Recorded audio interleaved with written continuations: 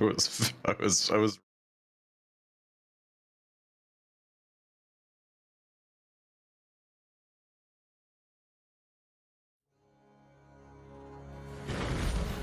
What's going on, everybody? Welcome to Stormforge, episode 6. Welcome. Welcome to Wednesdays. One of my Yeah. favorite days. Wednesday. Yeah, it's one of my favorite days. Hey, I love it. I'm gonna refrain from doing the meme every Wednesday because I don't think people need to hear screeching down the microphone quite like that. It's Wednesday, my dude. Oh, the sweet mame. There is an instinctive reaction that you're trying to pull out of my brain, Drak. I hate it. There's a part of me that is conditioned to automatically respond with the other part of that meme, and I'm sitting here like, what have you done? No, you can't do this. I Hey. have to actively hold myself back. Follow your heart, that's what I'm gonna say. Oh, good thing I have my fan at the ready today. Yeah. Yes. I love it. Who's got big announcements they want to let the community know about? Not me just going blank. Yeah, I don't have any new announcements. Enemy of My Enemy on Demi Playing RPG at 8 p.m. Eastern, going to be happening this Friday and coming with episode 2. And things are likely going to hit the fan hard from what we talked about. I mean, it's no secret. excited. We're playing Vampires and Hunters, and we're going to meet in episode 2, and we'll see what happens. We'll It's see who gonna walks be out fun. alive. It's gonna be fun. It's gonna be good. I cannot wait because I know how my character is going to react to all of the bullshit that is about to fucking happen, and I cannot wait to throw hands. It is going to be fantastic. So yeah, keep an eye out for that. But other than that, I don't think I have any big announcements. God damn it, Sam. I see those tiny hands of yours again. They were I'm not ready perfectly to above throw the hands. name bar. It was.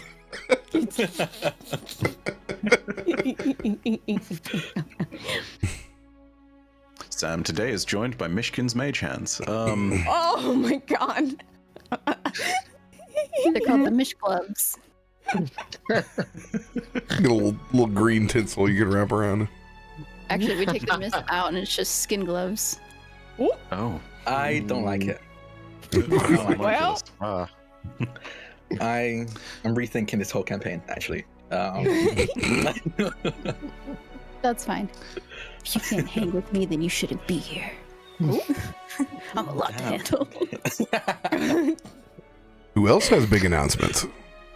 I have some pretty cool stuff that I can't really say, but actually I didn't sign an NDA, but you know what? We'll wait for it, but it's pretty cool. What I will say about it is I will be shortly in the next, week or so on a channel discussing African folklore and how to make it real in tabletop games and how to do it in a way that is culturally appropriate and paying homage to, the places where it comes from. I think it's important. I think it's important to have diversity at the table. I have not seen much in terms of African culture brought to the table. And when I did my little one shot, last year, it was something that I thoroughly enjoyed. And it's something that I'm still learning about because there's so much that we are not taught. So that's going to be a lot of fun. The other thing is that I said I didn't have cancer before, and it's still true. It's double true because when I went to the doctor to check out everything, healing nicely, and it turns out I just got some thick ass titties. I don't know. Amen. So you're Raven, correct? You have thick. This is what we call it in the medical industry. Thick ass titties. No, absolutely. And I'm like, makes sense.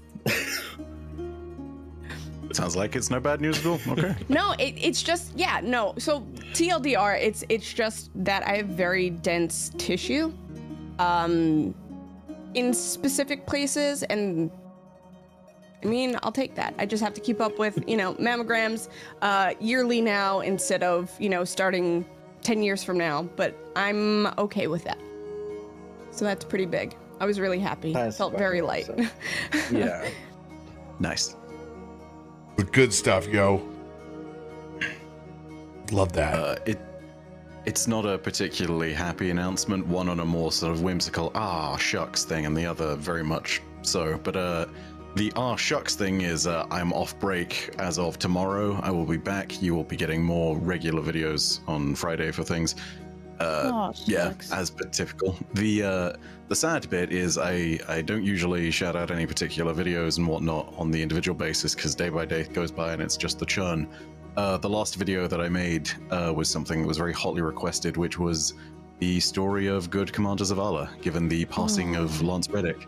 So that video is going out later today at a certain point. It has no ads. That was not right, and I did not feel that it was right to cover it immediately, because that's just making a lot of algorithm and metadata hay out of someone's death.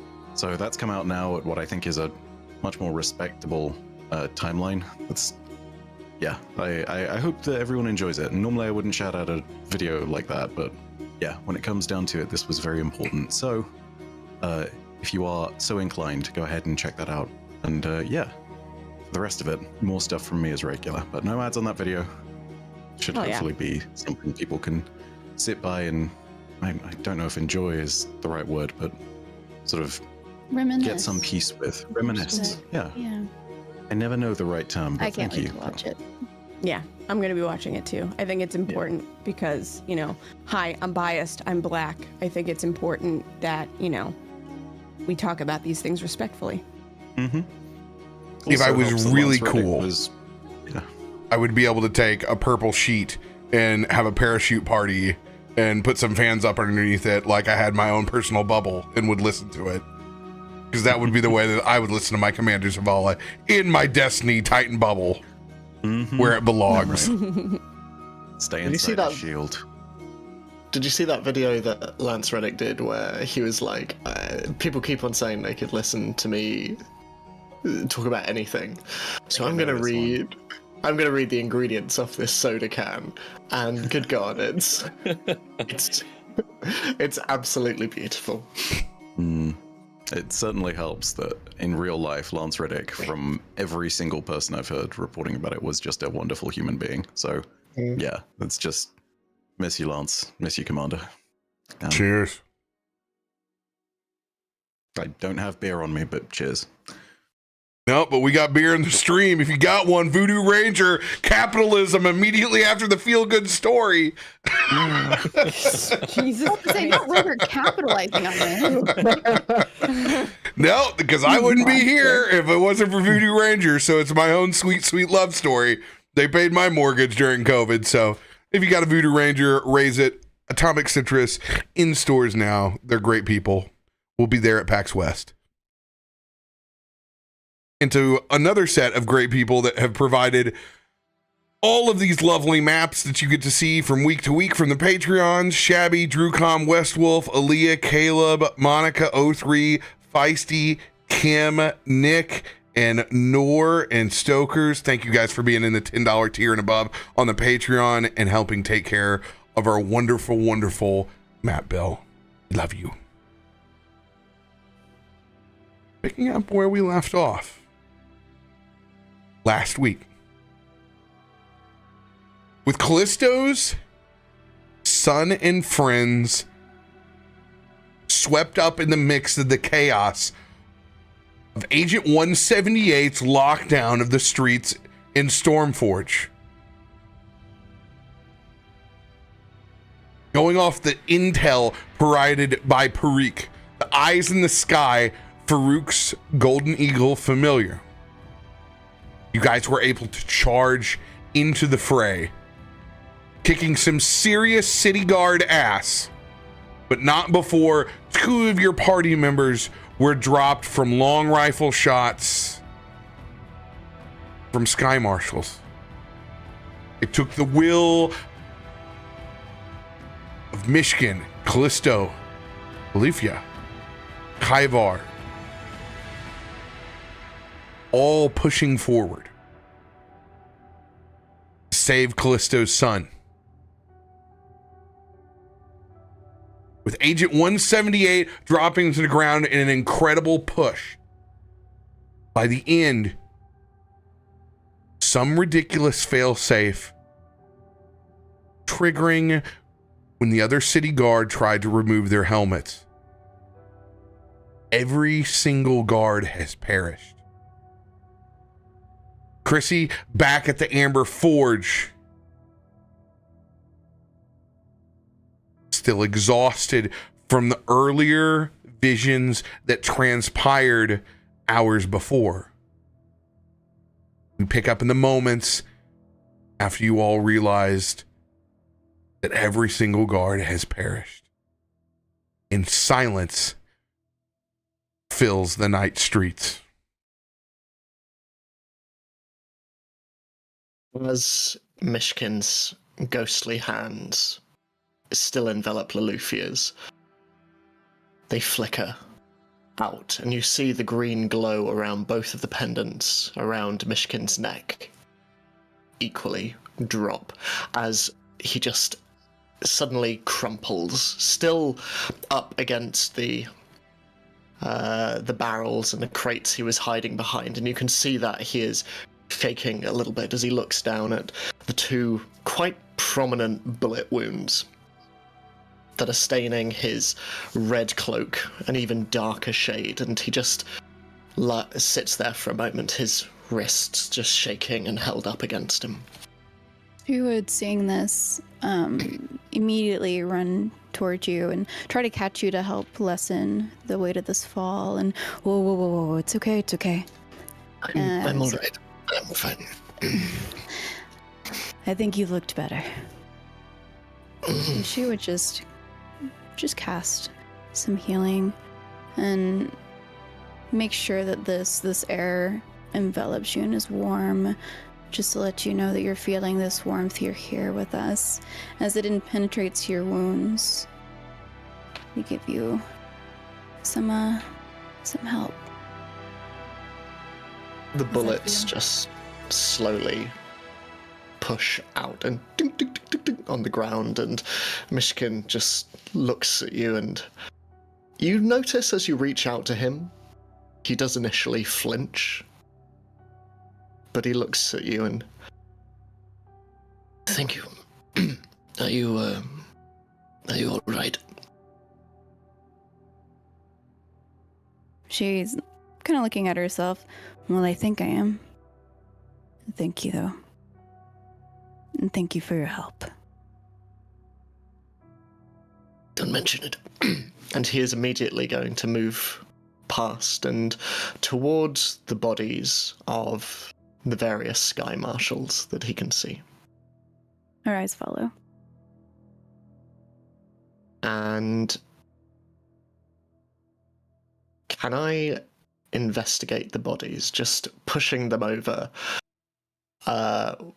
with my paws, just standing over them and pushing them aside with my feet? I want to see if there is anything hanging around their necks. Go ahead and roll perception check with the Sky Marshals.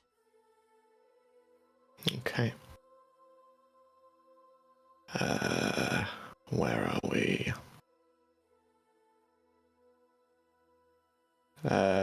Perception. Yes. Lovely. There we go. 20.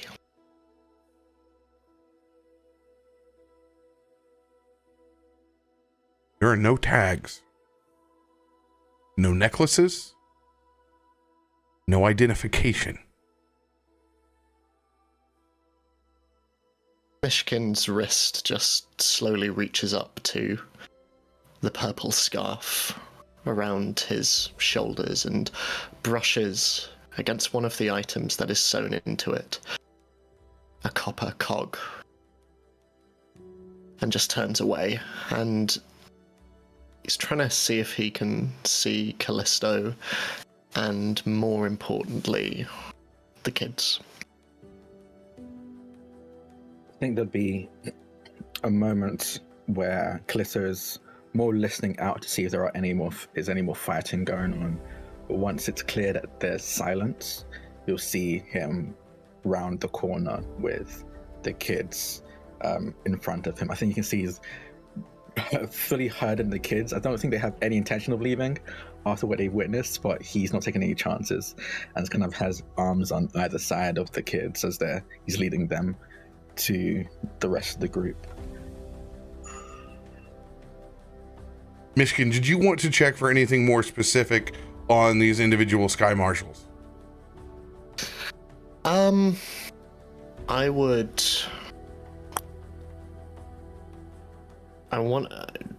to cast Mage Hands again so I can more thoroughly rifle through any kind of bags they might have. I want to see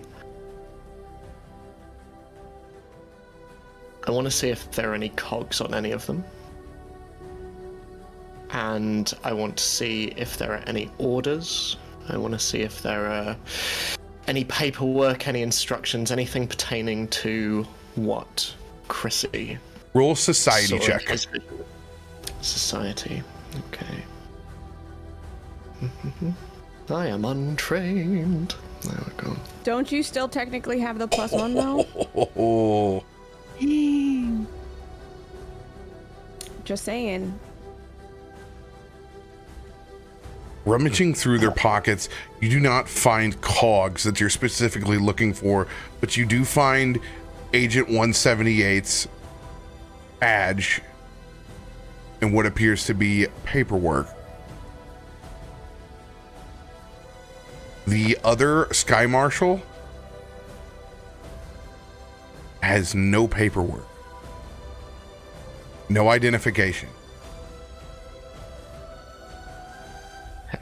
Also with a 19, the serial numbers have been removed from all of their weapons.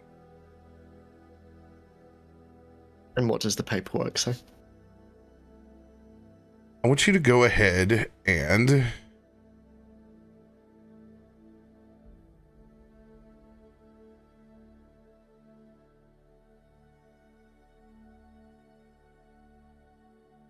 check this out.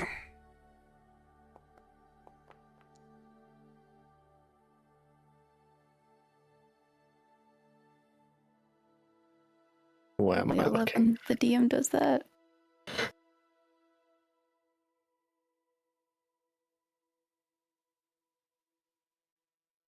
The paper you're looking at is a clear forgery.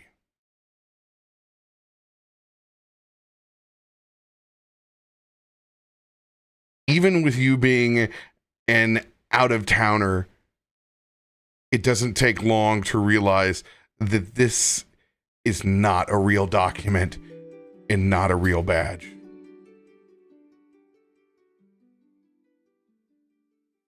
Okay.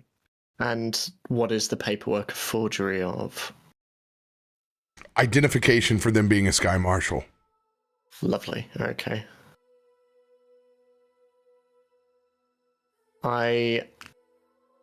Looking between the papers and the badges,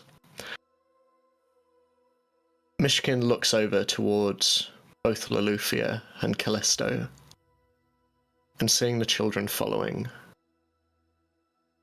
decides this is not the time, and is just going to place them in his satchel and allow them at least a moment of normalcy as he heads towards the only other person he really knows, which is Faroük.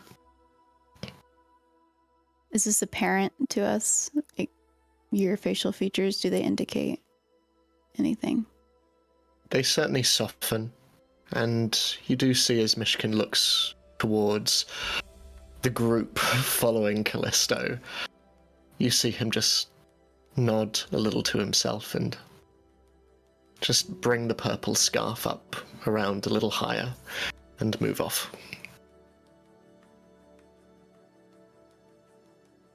Once I round the corner, see the rest of the group, and honestly, more specifically, I see Loluphia, I'll crouch down to Ziva's level and say, like I said, your mother's been very worried.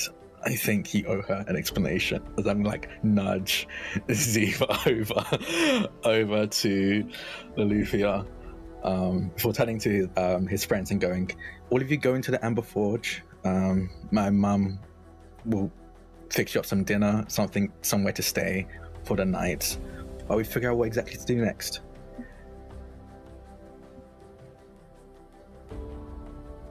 Are you talking to Loluphia now? Yes, once I've led the kids sent the kids over to the Amber Forge, I would have followed Ziva to Loluphia. You would catch her just crouched down and embracing Ziva and just bringing him in and squeezing him tight before letting him go and just, oh my gosh, I'm glad you're okay. And she would look up at you, Kallisto, and having her hand still on Ziva's shoulder and just wrap her arm around you and just put her head to your chest. Embrace. I hold both of you tight. I think there's definitely the smell of burning fabric coming from Kallisto, but he's just very quietly holding the two of you, and I think looks to. Oh, sorry, say that again. I said she would look up to you and watching your facial features and move in these ways. I think he's very clearly holding back tears. I think relief and all the adrenaline that he's been running on his family leaving his system, and I think it's just doing everything he can not to just break down sobbing right here. Before turning to you, Loluphia, and going, are you okay? You took some shots. No, I'm there. fine, don't worry. I feel happy and healthy. We should get Ziva down to the Amber Forge with your mom. Oh. Tomorrow, Ziva, I'm happy you're safe, but you're grounded. Why? Why did I you didn't leave? do anything. You left Holton's place in the middle of the night when there was a curfew. Fine. It's fine. Maybe Grandma will let me make something. And he runs off toward the Amber Forge. God damn it, she probably will. And Yeah, she probably will. yeah. She loops her arm around yours in the crook of it and has kind of brought her other arm around to put her hand on the arm that is burning, and just start to lead you back to the Amber Forge with the group. Jenny places a hand on the one you're using to touch the burns, and he just goes, I'm okay. Honestly, not as bad as the mechanical dragon. Didn't push myself too hard this time. I can see that. And she just holds you tight. Whilst all of this is going on, Kaivara is going to sort of gingerly be examining the soldier that just dropped dead right in front of him, and takes out his book and holds it in his hands, channeling some of the energy that's within it. Kaivara is going to really quickly at first investigate using the book, and is going to use it to cast Read Aura to see if the switch that went off was purely mechanical or if there was magic, for the sake of understanding some context as to what's happened. Spell attack, advantage. Gotcha. Oh gosh, I don't actually know how to roll a spell attack in this, I don't think. You go to your spell casting, it's up at the very top. Ooh, okay, yes it is. Wow, thank you. And it's just that. Okay, nice. It is not giving me an option to... Yes, it is. Okay, there we go. It's a 28.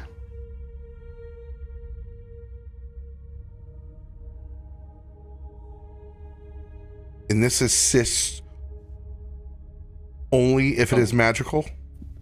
It's literally a way of perceiving whether it's a magical aura or not, or if there's any kind of magic to the construction, as best I'm knowing it. It's basically trying to assess if there's magic that was used to kill this, or if it was entirely mechanical. Just a really simple yes or no check, basically.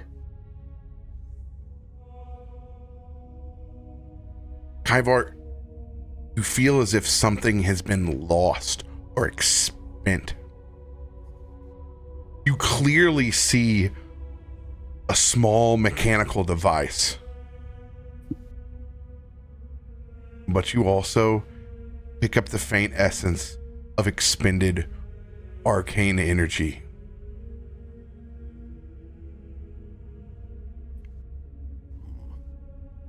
Kaivar will note that.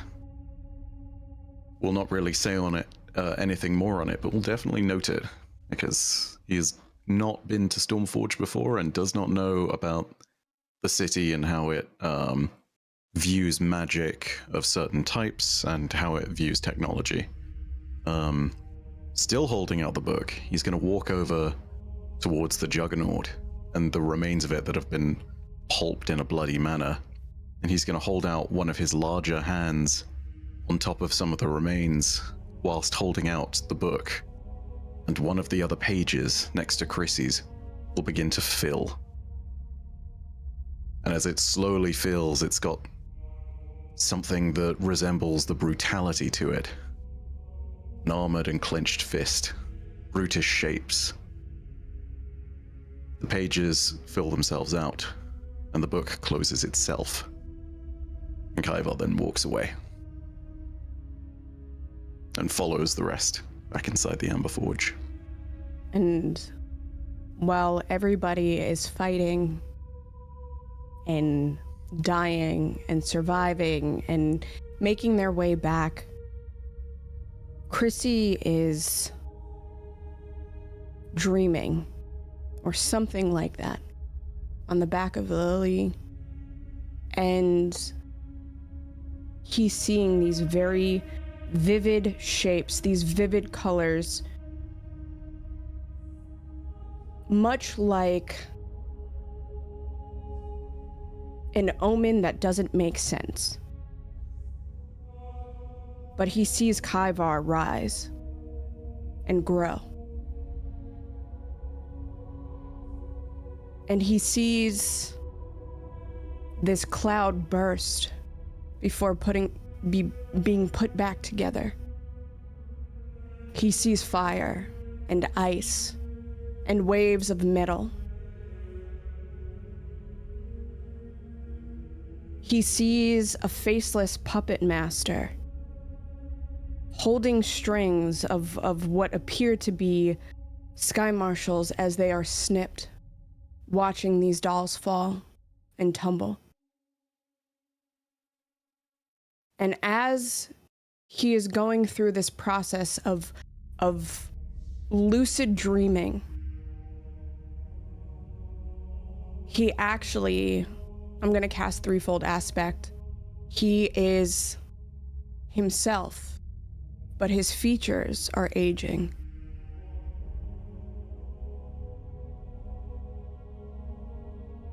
So, by the time he is done, he takes a deep breath and snaps open his eyes, white and silver as they were, and holds a hand over the teardrop that hangs around his neck. The lines in his face, unnatural, but very much natural.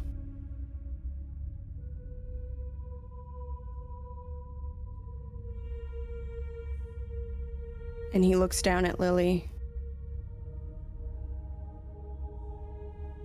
and just kind of sighs very deeply as his wings hang dejectedly against his back.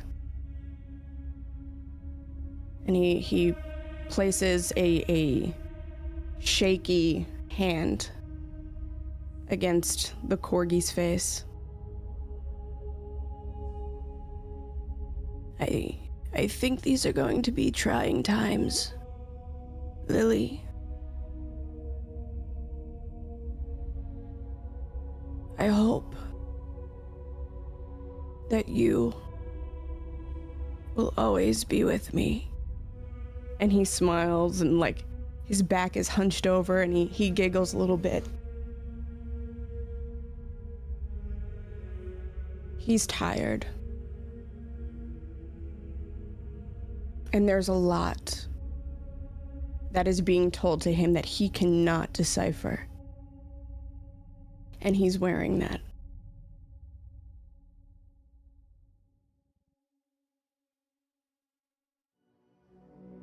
Faroük is going to pick up the body of the guard inside the Amber Forge. It was left to be unconscious. It has now also perished due to the failsafe.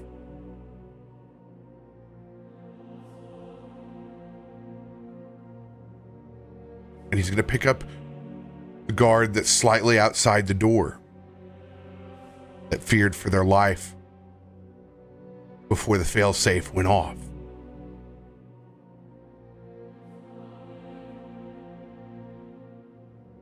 And he's going to move those bodies away from the rest, still leaving them outside.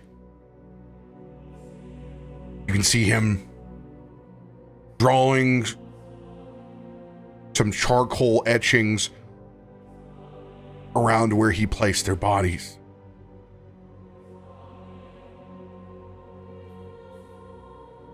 Like the spinning of a top, you no longer can visibly see his feet, as if he is now floating on a small whirlwind of a fiery tornado that continually wraps around from the bottom of his foot up to his knee. His eyes glowing brighter than what they even do normally, no longer able to see the iris, only orange and gold. As he simply carries on with a somber ritual around these two bodies. You can see the small mark of the sun and his god appear above their foreheads. Simply for a second, if you're outside, before it burns to ash, as he consecrates the dead that wish not to be. Still silence in the streets as everyone retiring to the Amber Forge or wishes to interact with the scene of previous altercation. We'll say as Farouk comes to the end of his dedication to those fallen, Myshkin stands to one side before approaching and rather meekly just thank you for helping me. You shouldn't have had to, but thank you. We are in this together now, Myshkin.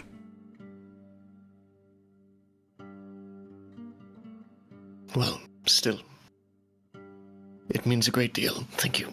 And with that, he just moves past and rather awkwardly sort of shuffles past into the Amber Forge, and seeing you, Chrissy, just nods at you and then sees Lily and moves off.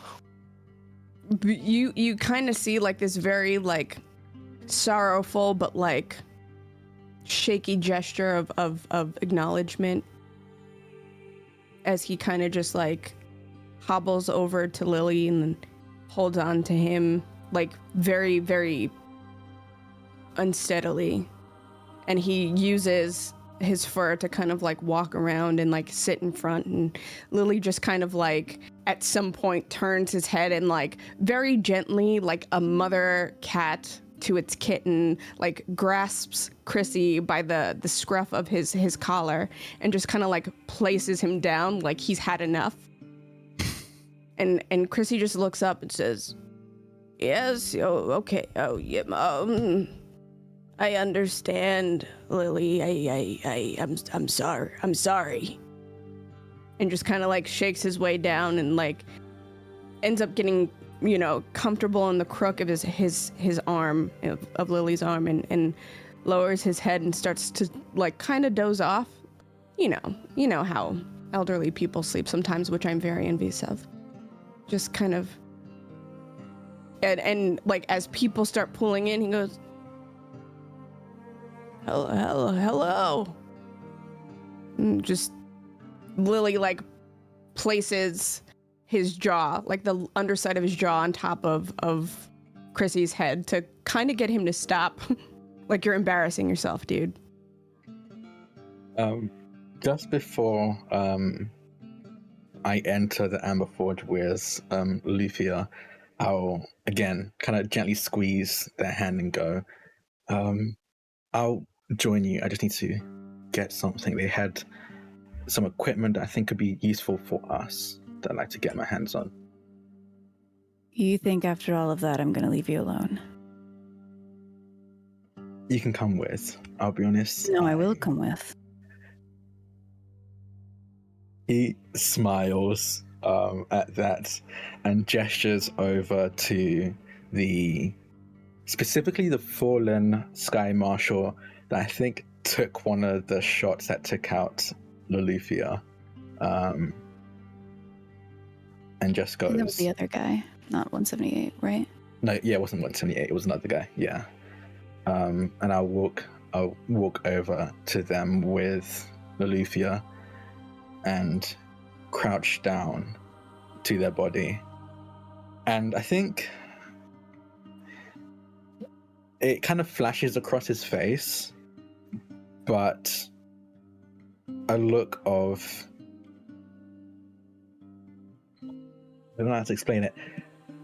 It's a look that doesn't often appear on his face, on Kallisto's features. Yeah, but it's hostility, hatred, just loathing. I think that's the term for it. Just pure, unadulterated loathing as they stare down at this body. And I think at this point, especially away from the rest of the group, he doesn't hide that his left arm hurts a lot.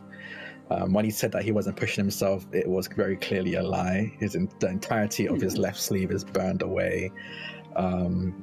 And the spread of what can only really be described as like fire-based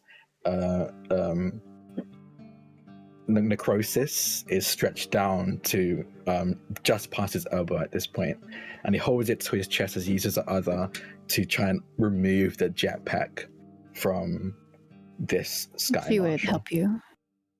Thank you. Wait, stop. Let me help you. Okay. I'm lifting it off. And once you've removed it, I would like to take just, I'm not gonna like pull it apart, not here anyway, but I want to take a quick look at it, just from like a glance at it, and having worked with crafting things and my mother being a crafter themselves, can I gauge how well this has been put together? Is it like kind of shoddy like the dragon was? Is it like the thing that Sky Marshals around here usually have? I want to gauge what I can learn. Go ahead and make a crafting check. Okay.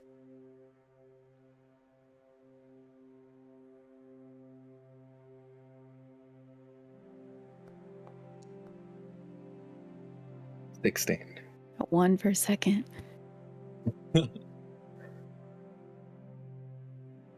The lighting is not great in the streets.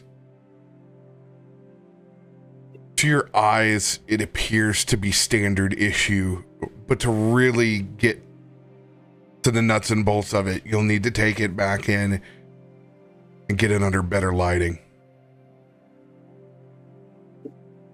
You hear him kind of click his teeth as he sees that he can't really gauge anything from it right now. We'll figure it out. Don't stop thinking about it. Yeah. Yeah. Come on, we need to get back to your mom. She can help. Yeah. She'd be a lot better with this kind of stuff. I also mean with your arm. Yeah. Kallisto, Loluphia, I need both of you to roll perception checks.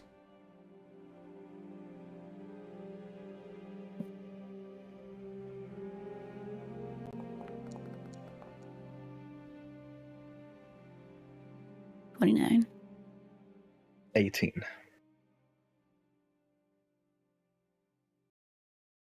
Question. Ollie, how much experience do you have with the dead? Specifically, public, city, death. She has experience with the dead, but not the city dead.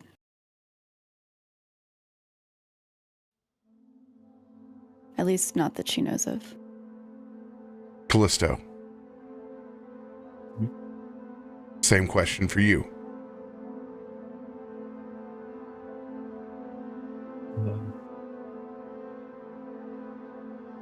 I think I have some experience. I grew up for most of my life in the city. Only recently have I went down to the Forgotten Lands, so I think I have some experience. At the very least, have witnessed how people of the city been to whether rituals or funerals, the equivalent of that within the city.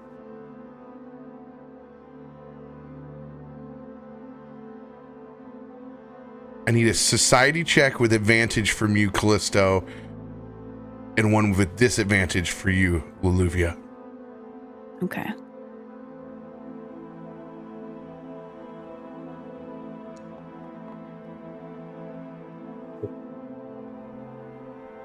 Oh, don't give me those rolls.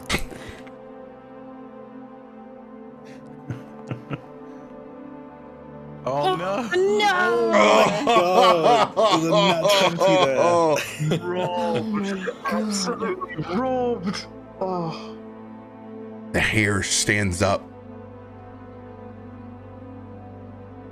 on the back of your neck. A slight smell of sulfur fills the alleyway. Just as quickly as that small bit of sulfur passes, almost as if fleetingly turning on a gas line on and off, it dissipates quickly. And a low rolling fog of incense pours from around the corner as a single chime is struck, as it rings out the hour 3 times before you can see long, dark robes with tall, slender individuals with almost white, translucent skin. Shaved heads, long fingernails, ornate collars that rise up almost midway atop their teardrop-shaped heads. Eyes dark as night in a procession of 8. with one walking in front with very distinctive crimson flare toward his rest, a very mute and minute dark leathers and cowls. It has been a very, very long time since you have heard or seen of the Vashborg.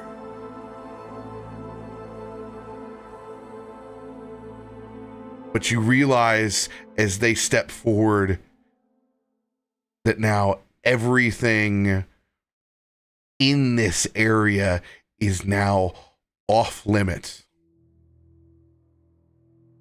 An independent organization outside of the law and structure of Stormforge. The Vashborg are a wing of greater academia. These bodies are all now possession of the Vashborg. To do what with they wish. If the Vashborg remove bodies from a crime scene, the crime cannot be investigated. It is a literal race between those principalities, one that is supposed to incentivize first responders within the city. If they are too slow, the Vashborg make their claim. There have always been horrendous stories of just how far the Vash will go to learn the darkest bits of science that they can. As you can see them simply lifting bodies without the use of any mechanics, lifting up into this fog white swirl. It's as if they're dropping them in to stasis like coffins that have no actual matter or structure. Their bodies just suspended, almost like a light purple translucent light fills their bodies. Question. Would I be able to tell if these creatures or the bodies within the armor are of natural order? Yes. So far, everything has appeared that you've encountered has been a human. Nothing undead. Nothing. No. Fey, mutant. Okay. Good. Noted. And it's the same with these teardrop head guys. They are strange. They're humanoid, but they appear stretched and thin and changed. But they have the basic features of a human. Would they read as human to somebody who had that sort of sixth sense? Or would they read as... They would read as Vashborg. Okay. Changed. Can the rest of us see this from inside the Amber Forge? If you were in the Amber Forge, you were not partaking in this scene. Right now, Kallisto, Loluphia, and only Faroük that has been consecrating the two bodies outside.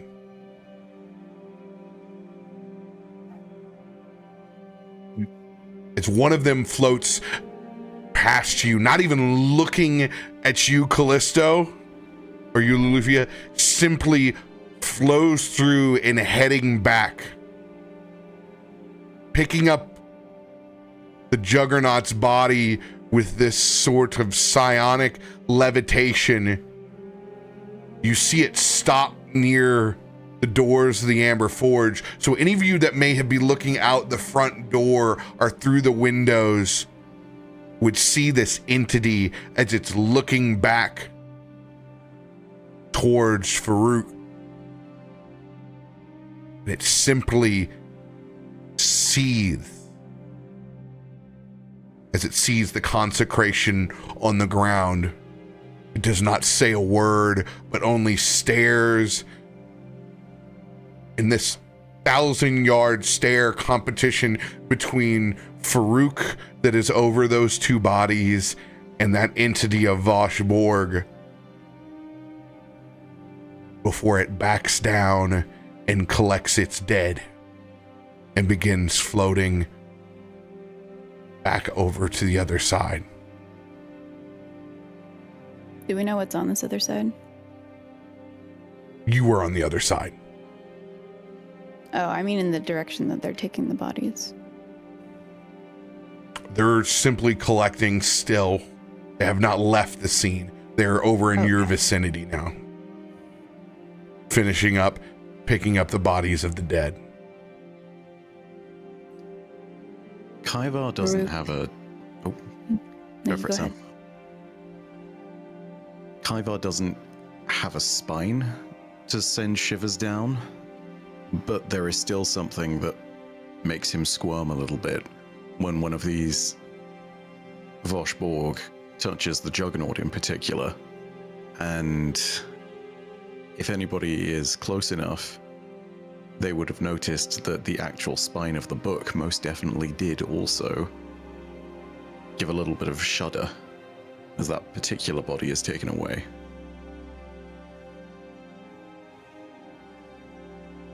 I need everyone else to take their headset off except for Kaivar. Oh, fuck.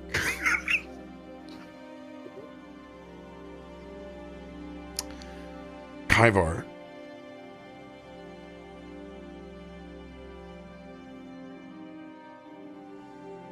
Inside your book, another page begins to develop. One that is a scene of study, extraction,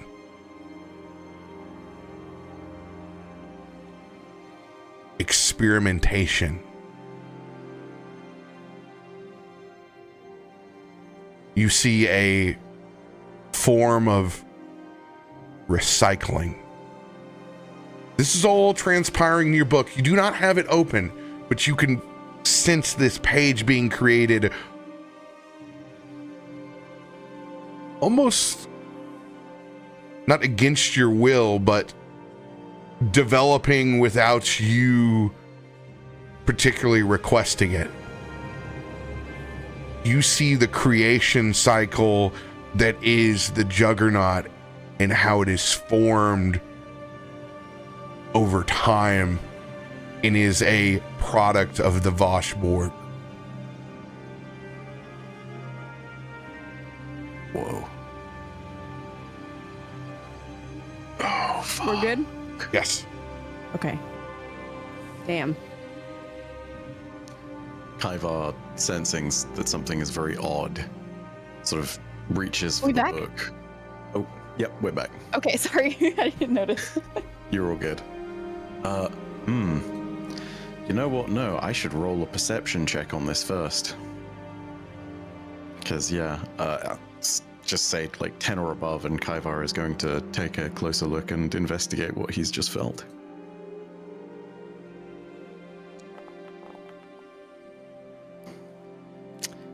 Kaivar thinks about the passing of the Voshborg and is unsettled, but does not investigate the page immediately, and simply brushes it off as, well, I'm pretty unsettled by this.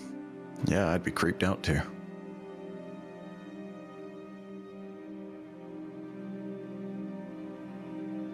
it is definitely something you have not culturally seen before.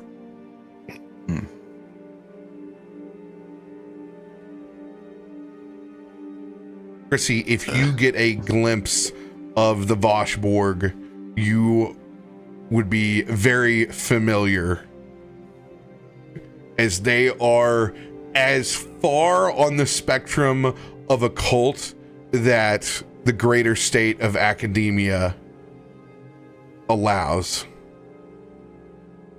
Yeah, I, you know, as I'm settling into, you know, the little crook, and Lily is like forcing me to sit down because I'm going through something right now. I think I'd probably catch the smell first. And that would alert my attention to look upward and see that entity kind of just pass.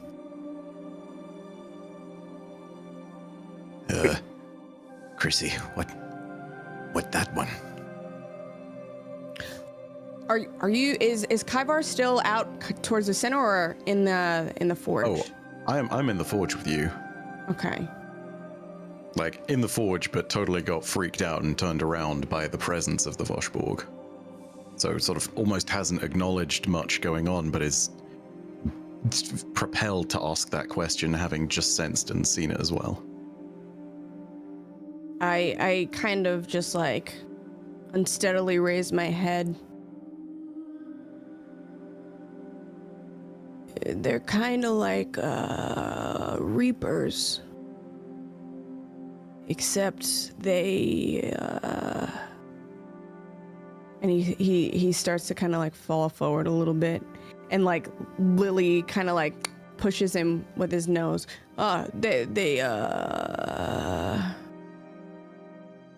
They do things that so many would frown upon. They do not care for their dead. They just use them.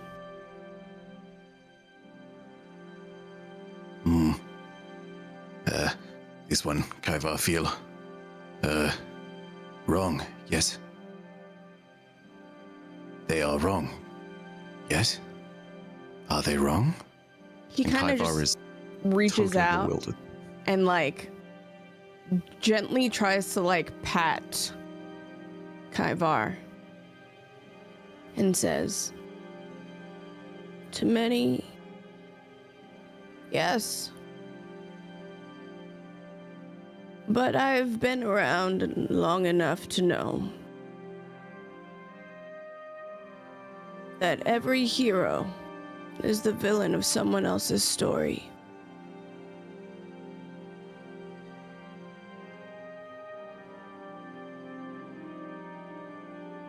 Kaivar's gonna very hesitantly sort of like look back in the direction of what's going on with the Juggernaut, and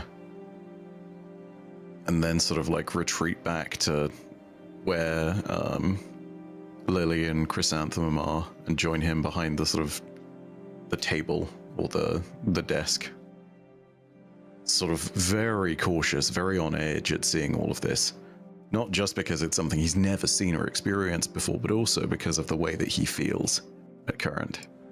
It is something that is distinctly strange to him, because whilst he understands the idea of things beyond death, he's never seen them being manipulated and used in quite this particular fashion. Necromancy and all sorts of other things. Yes, he's understood such things and he's heard of it. He's never seen something that seems this strange and contorted.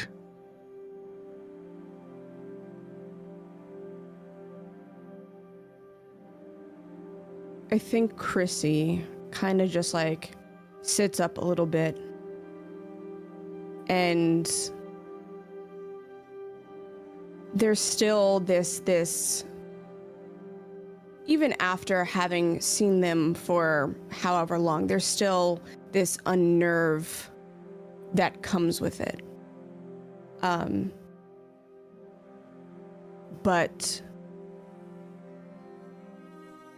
it is not in his place to really judge.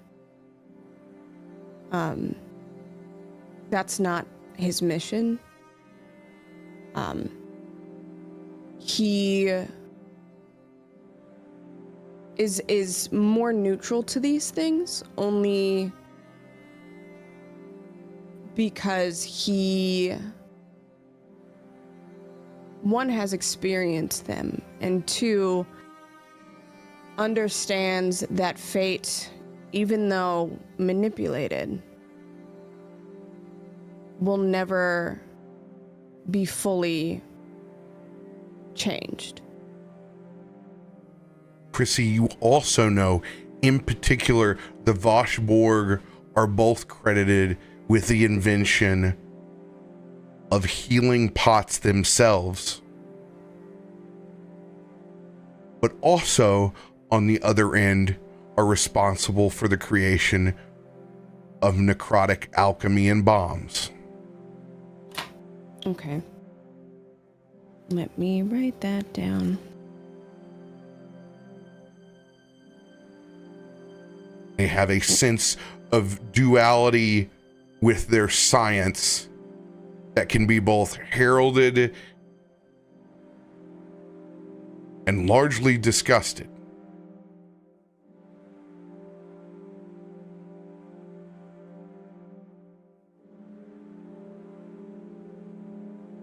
I think, even though Chrissy's unnerved, there's a level of respect there because there is a balance.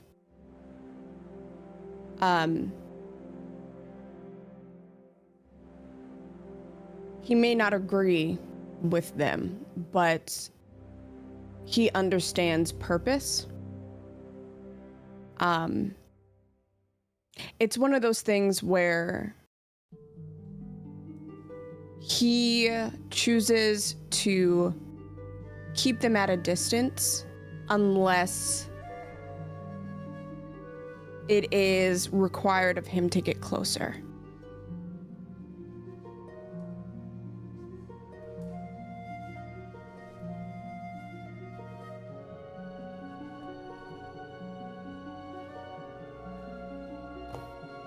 And I think with that,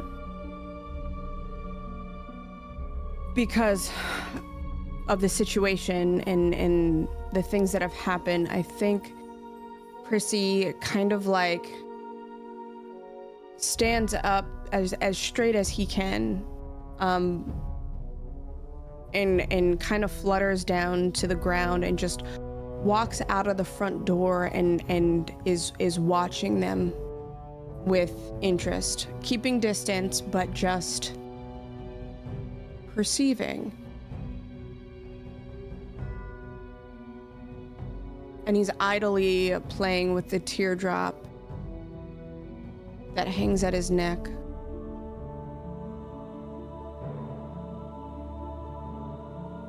Are you moving up to the door when you do this, you said? Yeah, so I'm like, I kind of like pop up and flutter down to the ground and hobble my way to the door. Kaivar's gonna take a look sort of at Lily and look back at you in this kind of like panicked thing, and then is gonna sort of very nervously follow you, and is, you know, kind of like Peter Pan's shadow is following you, but is sort of trying to do his own thing, and will then also take a look as well. It's very much like the scared younger brother at this point. It's sort of At this point, you're my grandson, so it's fine.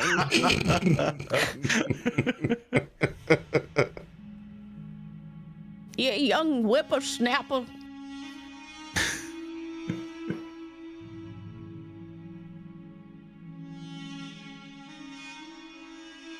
Kallisto, Loluphia. Yes. I think upon seeing the Voshborg arrive, it's definitely a very clear shiver of uncomfortableness that goes through Kallisto. But I think despite that, he relaxes a little bit and turns to Loluphia and says, as uncomfortable as they are, I think this might be a blessing in disguise. Elaborate. Well, we, as far as I'm aware, and I think as far as anyone else is aware, we just killed several Sky Marshals sent to the Amber Forge. If others found out, of that though. All of no, the there witnesses isn't. have died. Yes, that's the blessing part. Even the body's going to be taken, so they won't have anything to investigate. So the worst case scenario that I honestly was imagining and preparing for was moving my mum and Ziva down to the surface, but it doesn't seem like we will need to do that. At least not so far, not yet. I don't like this. And she's gonna look over to Farouk, who's still out there, right? Farouk is still remaining with the consecrated bodies Yeah. in prayer.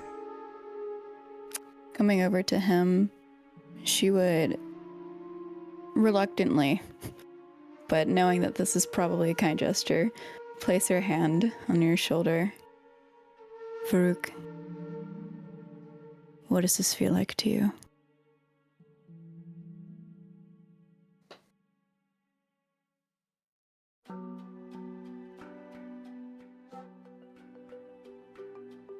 For a moment, the words that exchange between you and Farouk would only be able to be understood by you, Kallisto, and Farouk. As the moment that you touch his shoulder, words simply slip in to elemental primordial. Like it's second nature. You can see where your hand is. It should be scorched in flame. But it's not. It's set there comfortably and gently. 100% intact. Just a simple warmth.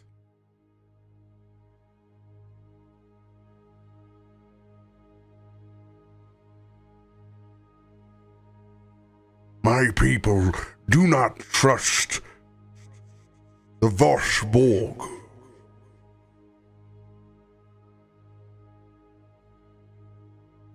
They epitomize everything that is unnatural in this world.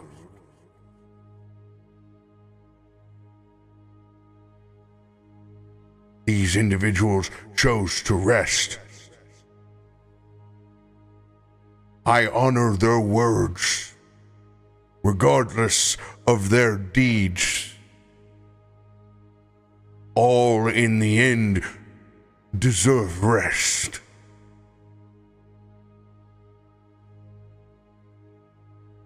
The Voshborg are not concerned with the dead's wishes. They think things differently.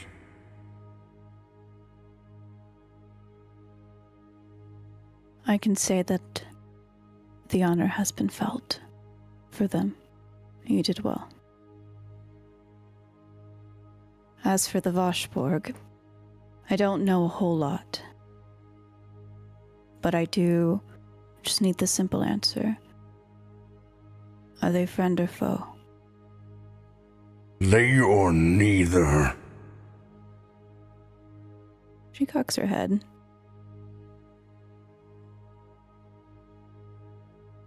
They are both feared and revered.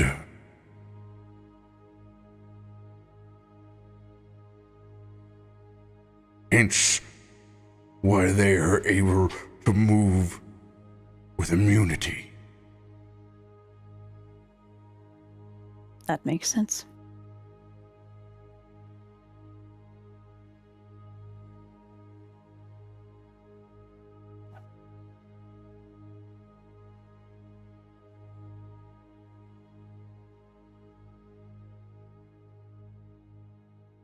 We should head inside.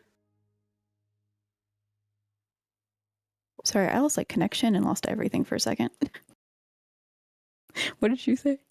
Oh, I just said we should head inside. Okay, she goes.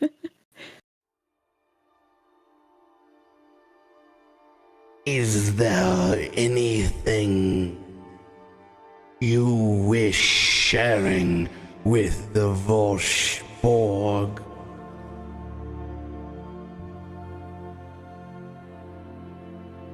Who do they say this Who to? hears this? Yeah. It rings out in the minds of anyone who's standing out in the cobblestone. You can feel that this message is coming from the one with crimson accents that has been ahead of the other 8. Loluphia would just look at Kallisto. Kallisto will turn around and, almost like a switch, flip on a charming smile and go, "Nothing to report. Thanks for your service." I think at that point, Lily pops down off the counter and just kind of hobbles along and picks Chrissy up and like tosses him up and over onto his back. And Chrissy nods. And I would like to do this as sneakily as possible as I'm looking at this person.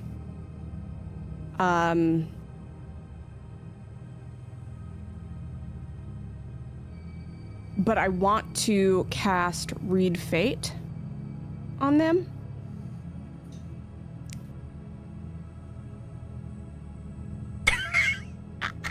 Sorry, Ed. It casts cat ass. You know, I do have that. I actually took that when we leveled up. Yeah, I should use that. The best part was you picking up Lily and then me have this dysfunction of hearing a cat at the same time, and it was like, What? Hold on a second. Changed since reincarnation. Kaivar once again points at Lillian's. Cat.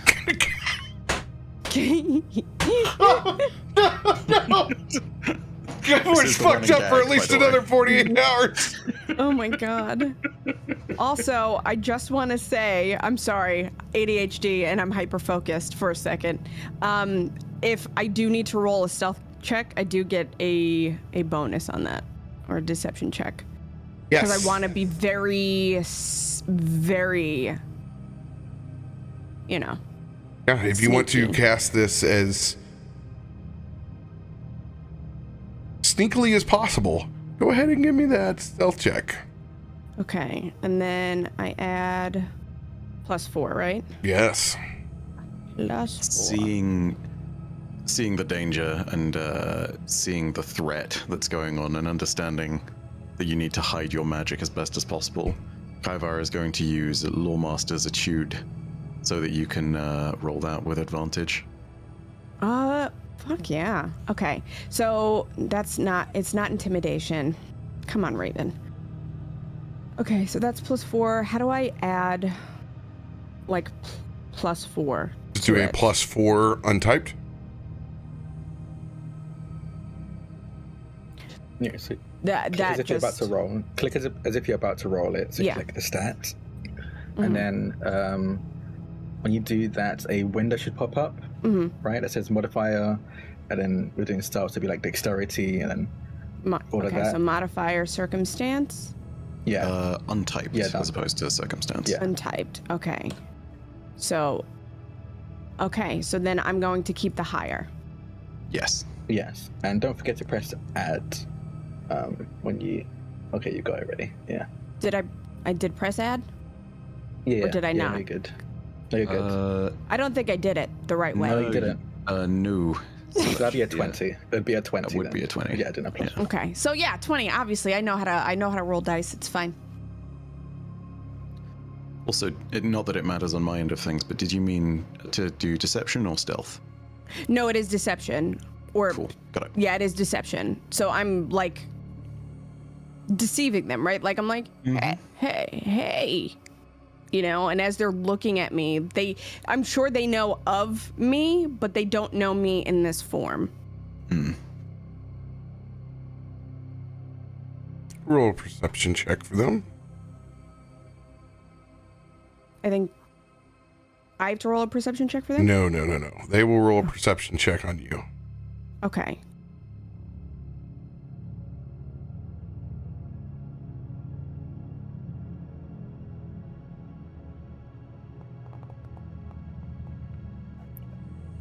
What the fuck? Hold on. Good God. Are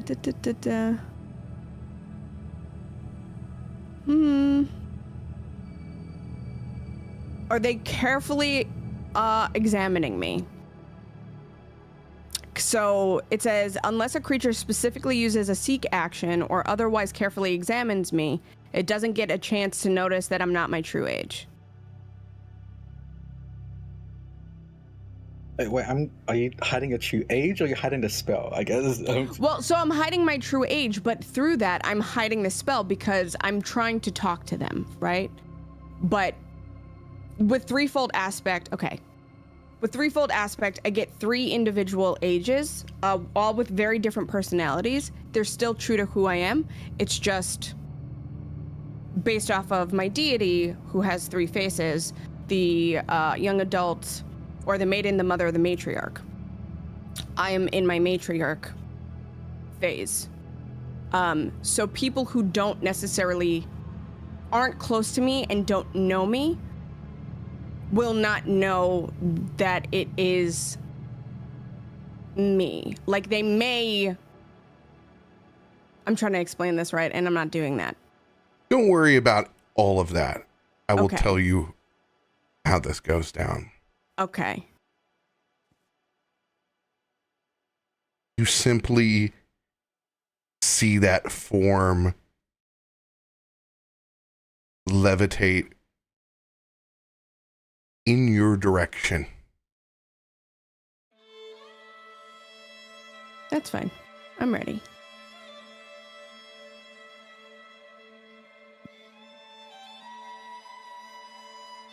Change.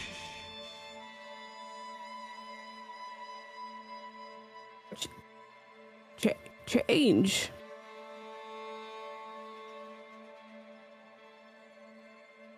And then I looked down at my hands. Oh. There's change. Would you look at that? One could say evolution. As they answer your reading twice, Kaivar, your book begins thumping back and forth as a page is beginning to fill out for yours and Chrissy's. Yep. Kaivar would definitely notice that. He's gonna kind of like nervously look at it and then open it and sort of stare back at this person and oh man, that's a will save on whether or not to just like run to the back of the shop. Because this has Kaivar spooked as hell. It's same as before, like 10 or above on the dice is fine, but anything else and he's gonna crawl back behind the counter. Oh, Look at you. he's a brave Standing little tall. toaster. Yeah. Stop, I was literally unmuting to say that. Get out of my brain. You, stay away from Battlesong, yes? Just close the book, hold it back behind him, sort of like jealously guarding it. He gives this kind of like insect-y chittering, like... I think at that point, like, Chrissy waves a hand, or like just like raises a hand, and dispels. So you see this very elderly sprite start to stand upright again as the wrinkles fade, and there is this glistening in his eye as he looks up at this creature.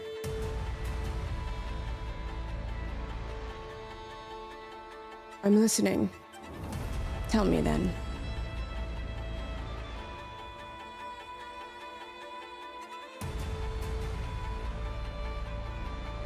It turns around and floats back out with the rest of the group and does not acknowledge you anymore past your arcane request. I turn to Kaivar. And I extend my wings and I just flutter up a little bit. Kaivar, we need to see what they wrote. Yeah, that I'm gonna leaf through the book immediately and find the page where the Juggernaut had been filled in has now bled into the page behind it, which is where a whole load of new stuff has come along. The page next to that has been filled out with something else that has also bled through, and that is a page that is filled with, as RoBear said, things to do with both Chrysanthemum and Kaivar. As you go to look at the pages at the same time, Kallisto, Loluphia, you hear the chimes 3 times.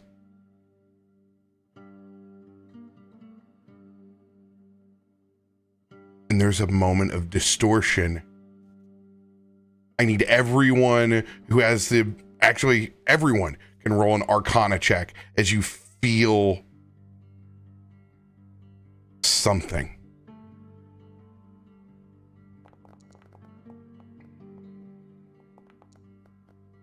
Oof. Ooh, I got it. Jesus.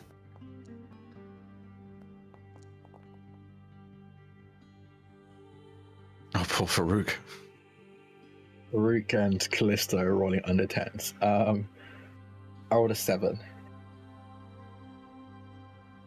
Seems like some freaky deaky magic shit right here. Myshkin, Kaivar, you feel the distinct disturbance of chronomancy and time manipulation as the clock strikes 3 again for the first time.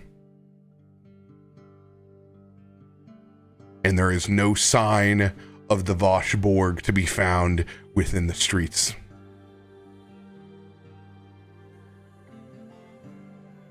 And I assume the bodies are gone as well. All of the bodies are gone except for the 2 that were consecrated by Farouk.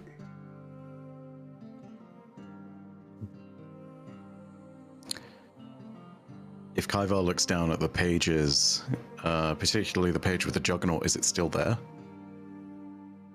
The new page that has bled through. You stare back at half of what looks like a human heart beating. The other half of it clearly mechanical. And from one side of which blood comes in, and ichorish oil travels out the other side of this metal heart as it beats on that page continually as an animation.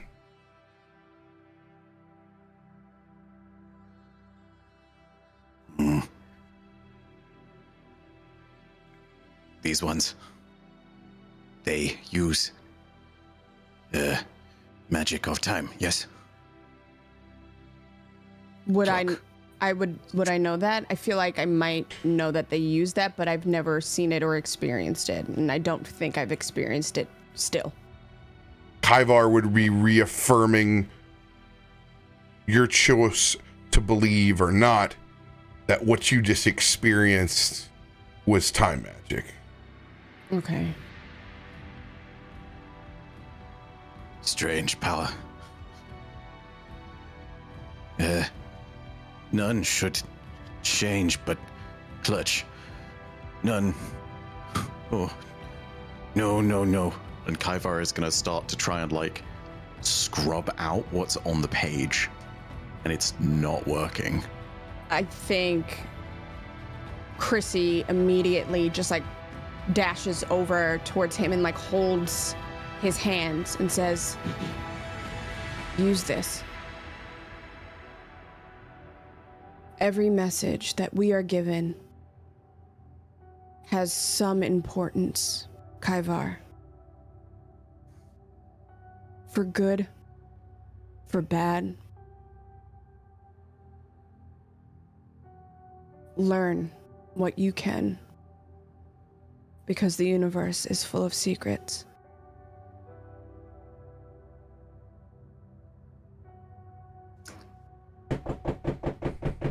You can still see a lot of panic on Kaivar's face.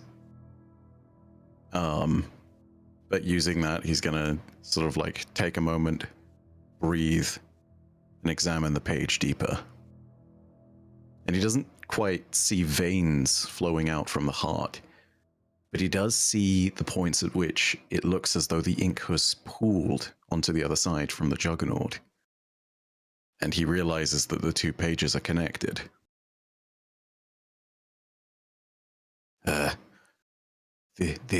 This tall warrior, yes. One killed by Hanu. Yes, he made by strange ones with time. Yes.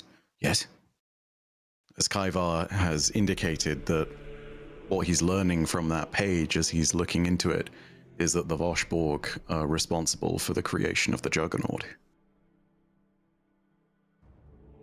I kind of like we're all gathered, right? At this point. I mean, I'm not trying to say this just to anyone in particular. It's one of those things of if people are in earshot, they can absolutely hear it. I imagine that everyone is a little Kaivar came spooked. outside, I think Kaivar was the only one who wasn't outside. Or Myshkin too. Yeah, Myshkin's inside, but as he sees Chrissy and Kaivar talking, and especially hearing Kaivar mention chronomancy, Myshkin steps forward a little bit towards the door. However, the children, where are they currently? They would have rushed in, I think. They're probably... Ifrit's probably fussing around with them, like cleaning them off, going them, basically making like beds for them upstairs, for them to rest, and making calls and all of that kind of stuff, making food for them, doing grandmotherly things.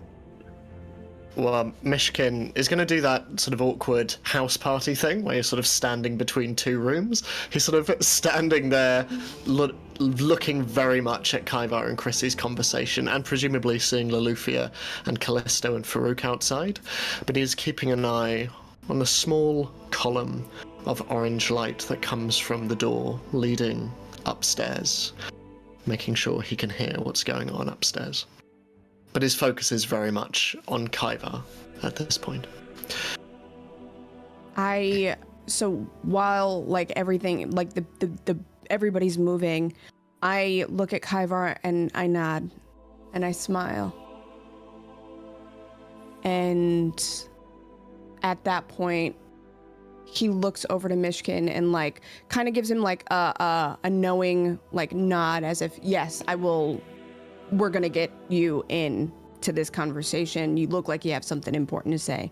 But through that gesture, he looks back at Kaivar and smiles. Kaivar, I've known you for a day and a half, 2 days, however long. And you've already grown so much. Hold on to that. And don't stop fighting. And he looks over to Myshkin and nods to, like, bring him into the conversation. The only look on Kaivar's face is confused and puzzled. And not so much at the idea of having grown, but much more at the idea of fighting. You know? Looking down at that, he also looks down at his claws, and a little stunned still, because they're still covered in the man's blood that he horribly maimed. And he's coming to terms and realization of, oh wow, this is not what I was expecting to do on my typical Wednesday. Chrissy just kind of laughs as, like, he brings Myshkin in and, like, as a simple gesture, kind of, like, points to where a heart would be in response to that, like, on Kaivar if he allowed it. Like, he would just kind of, like, tap the carapace and welcome Myshkin into the conversation. Mm-hmm. Yeah, Kaivar would allow. He's got a pretty good strong bond of trust already, so he'd allow that. Taking one final glimpse at the door upstairs and sort of shifting uncomfortably, Myshkin walks forward and looking at you, Kaivar. The Oracle is correct. And in addition to having a good heart, you're also very intelligent. Whatever this thing was, and whoever these people were outside. And he brings forward the badge and the paperwork, and between two wrists just places it on the nearby table. The documents were forged, as were their badges of authority. They are not Sky Marshals. I do not know what they are, but if you are correct... Kaivar? Am I pronouncing that correctly? Yes, this one, Kaivar, is... Yes, Myshkin, yes, Myshkin. Myshkin, yes. If what Kaivar says is correct, then I would venture a guess that whoever it was that attacked us and stole your children, they are likely the puppet masters behind this. I say this as an outsider, I do not know. You know the city far better than I do. But whoever these people were, they did not come here under any official authority. I wanna, like, as everybody's kind of talking, like, there's a couple things that Myshkin said that just kind of slapped me, and there is this look of realization on my face, and almost like a panicked acceptance, if that makes sense. Specifically when he says puppet master.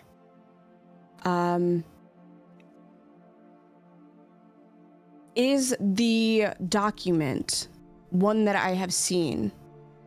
Is this one of the documents that I have seen in my visions that were gifted to me, bestowed upon me? Like the vision of the room?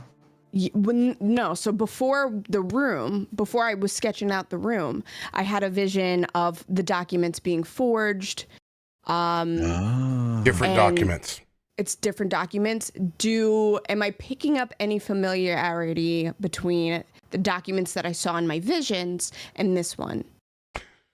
Totally different. Manifests versus official paperwork. They look different. They have different levels of cursive. It's very much workers, blue collar scritch that's on the manifest versus very well manicured and placed forgery on the other.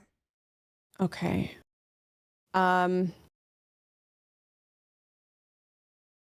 Okay.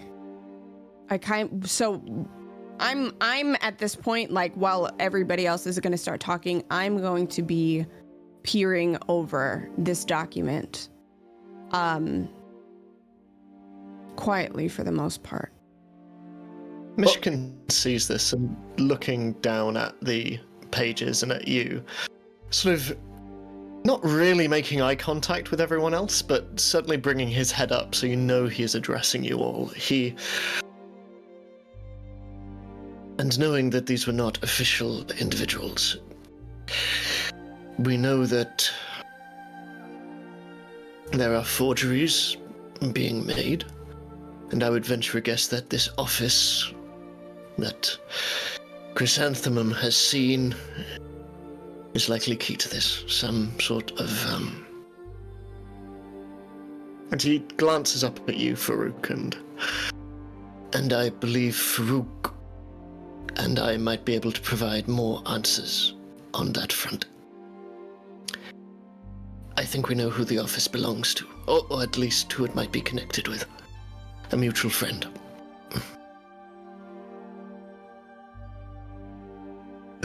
Mutual friend. Make dragon? Yes. No? I do not think so. I do not know, but I do not think so. Are we all hearing this now? Myshkin is certainly making no secret of it. Is this the person you were looking for? Potentially? Yes, and not potentially. Great. He is of a great artificer. Many offices. It is not an implication directly of him. But of the company he keeps, Chrysanthemum would finish very matter-of-factly. Excuse me,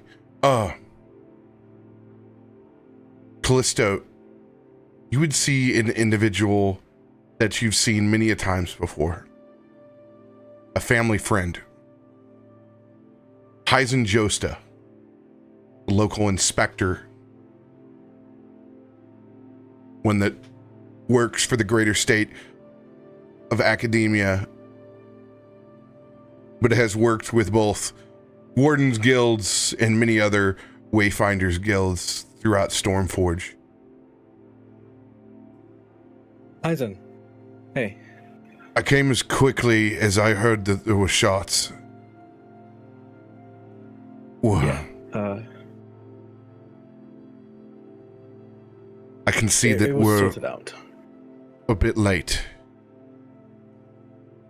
Yes.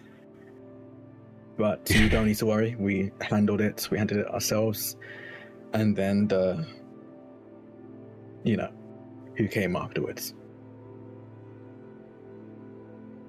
Understood.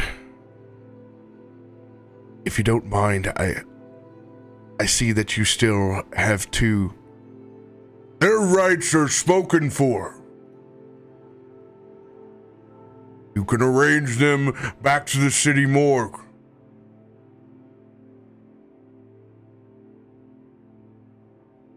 Kind of rolls his eyes when he sees Farouk.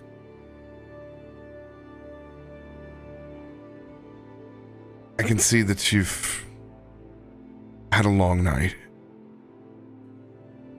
But if there's anything that you tell me about it. If there's anything that you want to tell me, you know how to get a hold of me. And this is the dynamic of law enforcement within inside of Stormforge. If the Voshborg receive a scene, it is uninvestigatable. Likewise,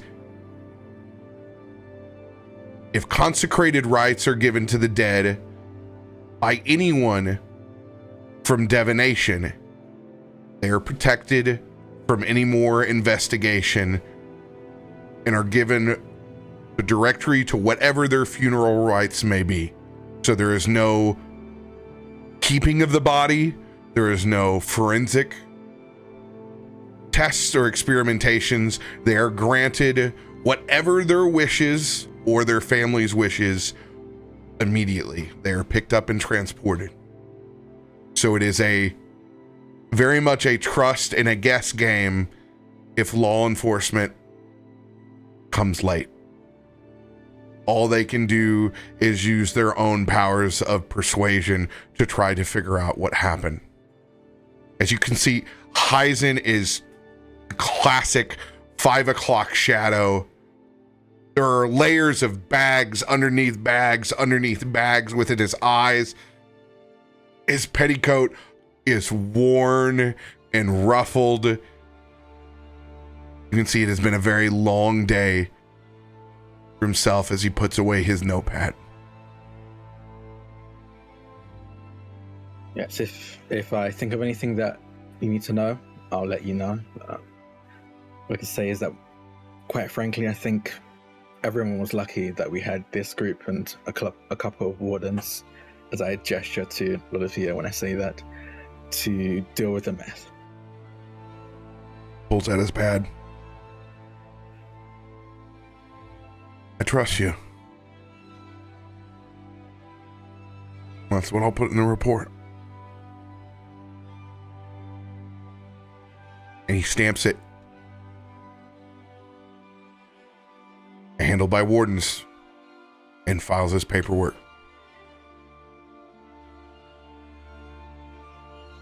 Can he see inside? In particular, can he see Kaivar on the book? Or is this an outside of the door conversation? He's outside and he's very focused on who he knows within the property. Cool. So yeah, not a laser kind of focused on that. And you can hear more carriages coming by at that point to pick up the bodies that were consecrated. As eventually all scenes of what transpired during this lockdown are now gone from the streets.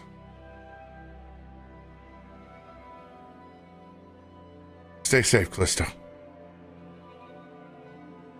You too, Heiser. You too, Loluphia. Hope we'll see you on better terms. Until next time.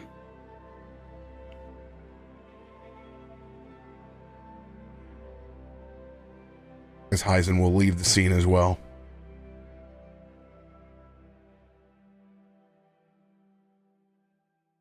You are wardens? Yes. Interesting.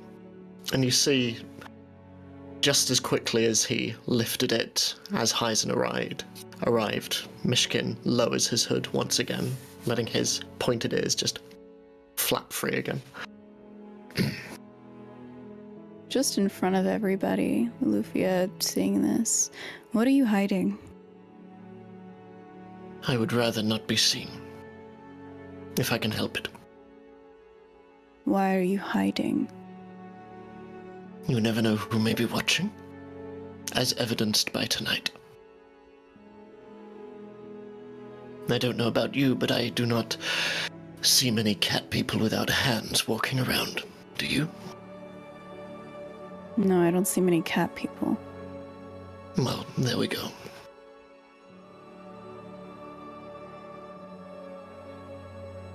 So, your children are safe. What is your next move?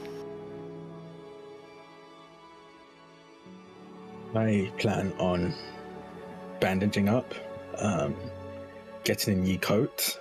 This one's kind of burned away, and maybe sleeping. Actually, sleeping. I can sew, if you would like.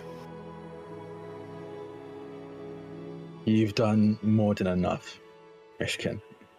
Thank you. You don't need to thank me. No, I do. I need to thank all of you, honestly, for throwing yourself out there for our kid. Family is everything.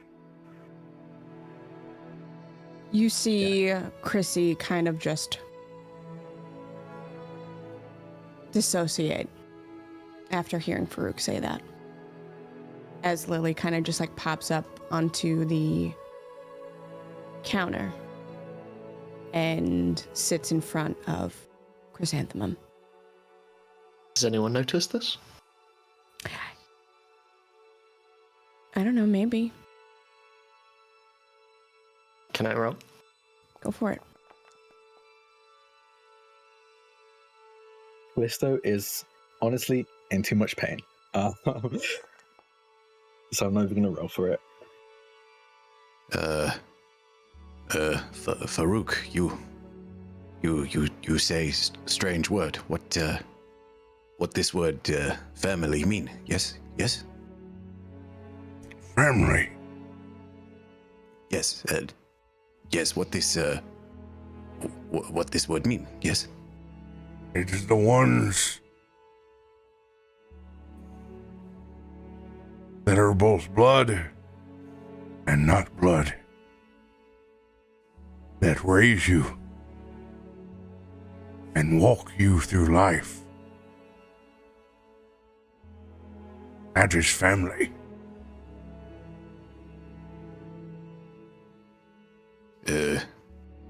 His family is like is like clutch, but not like clutch. Yes. Kaivar is visibly confused. He's gonna extend his hand out for you to walk with him.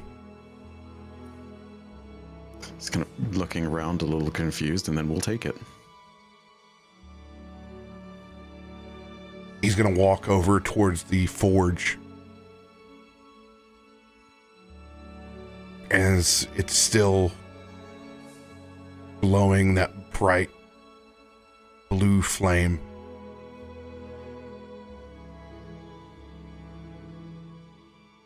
Family is always with me, Kaivar. And you see silhouettes of spirits and other Ifrit begin to stand in a line inside that forge. Like clutch. Like clan.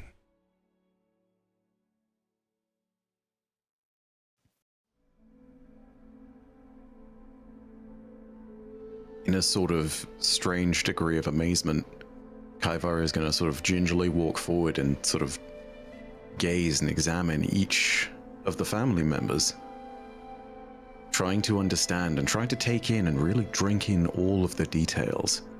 The different bits of heraldry that apply to the family, the different bits of heraldry that apply to religion. He doesn't understand the correlations immediately, starts to sort of see patterns, but is trying to absolutely drink in the moment, and is looking intently at every small detail. And then finally turns back to Farouk and sort of bows his head, takes his two larger hands, and flips to a new page in the book.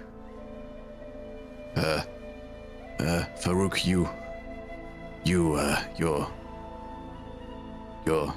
your clutch, your family, yes, is strong, yes. Would you allow Kaivar, to sing their song, yes? I would be honored if you sung the song of the Golden Eagle clan. And Kaivar's going to take his big arms and sort of outstretched as though it's holding out a Bible for you to say an oath on, something along those lines.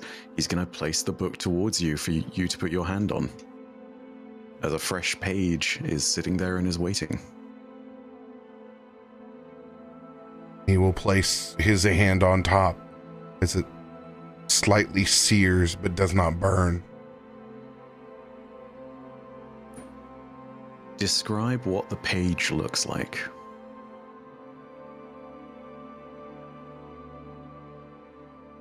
Metaphor and imagery, not necessarily carrying any more than meaning. Could be written word, could be pictures, could be something in between. Could be none of those at all.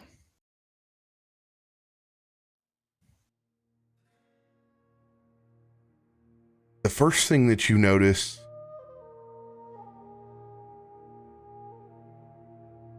is a scape of fire and ash.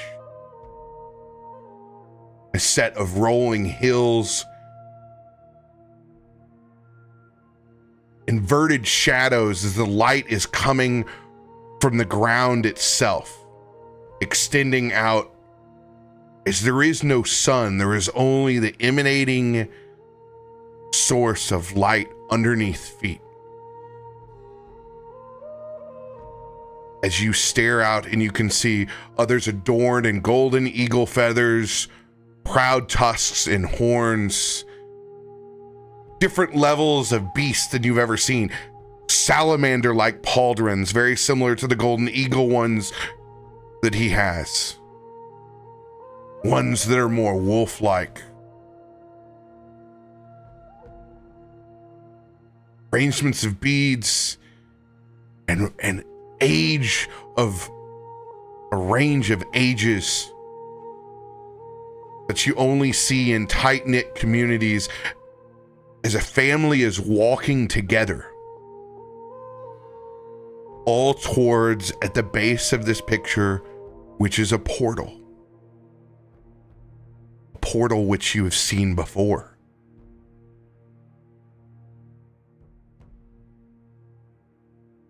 This is the image of my ancestors crossing.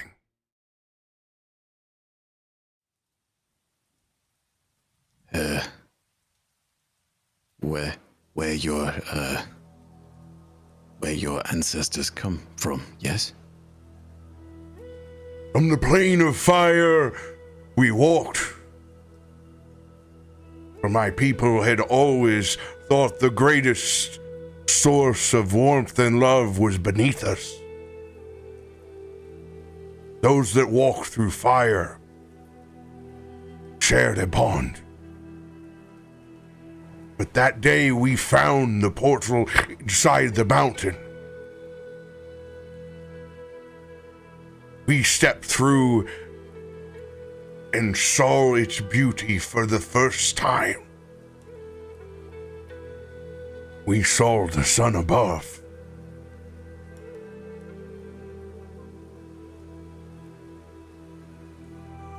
Kaivar, seeing the portal, is going to take a moment to look back over his shoulder towards Chrissy. He's going to kind of like tilt his head, look back at the page for a moment.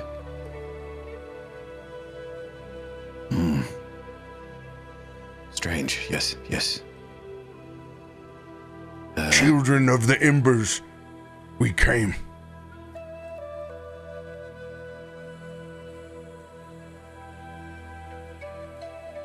Followers of the sun we became.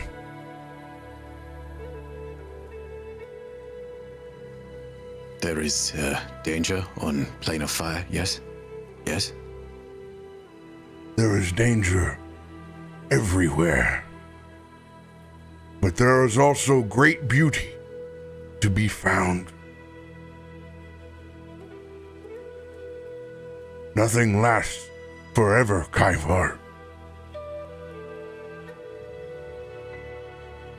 Sometimes even a people must push to see change.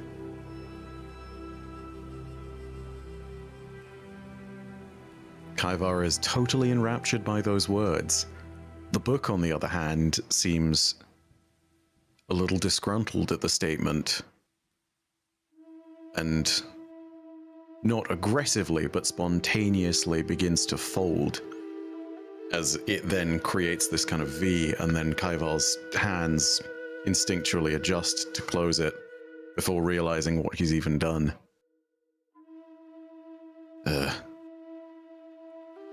Farouk, thank you. This Kaivar will remember, yes, yes. Next great fire, I would like to hear of your clan, Okrat.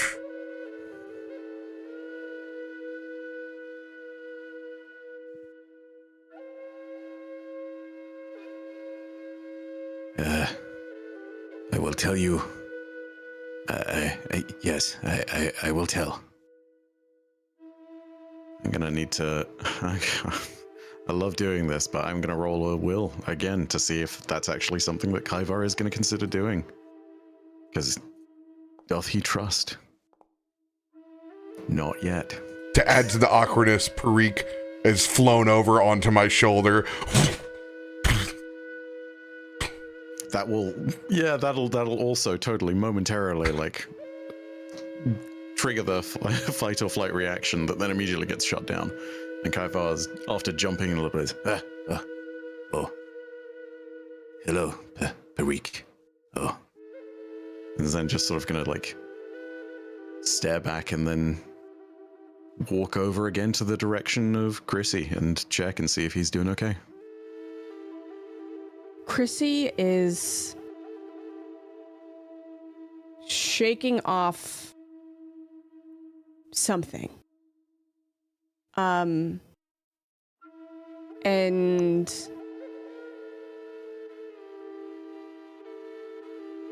unintentionally has kind of isolated himself once again, where he has the paper and he is just focusing very heavily on that.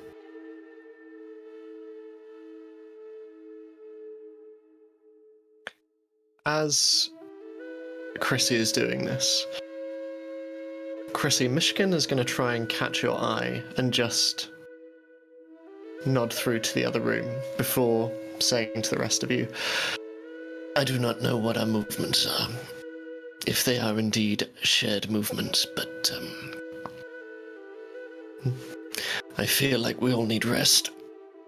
I certainly, despite help, and he looks in your direction, Loluphia, I do require some rest.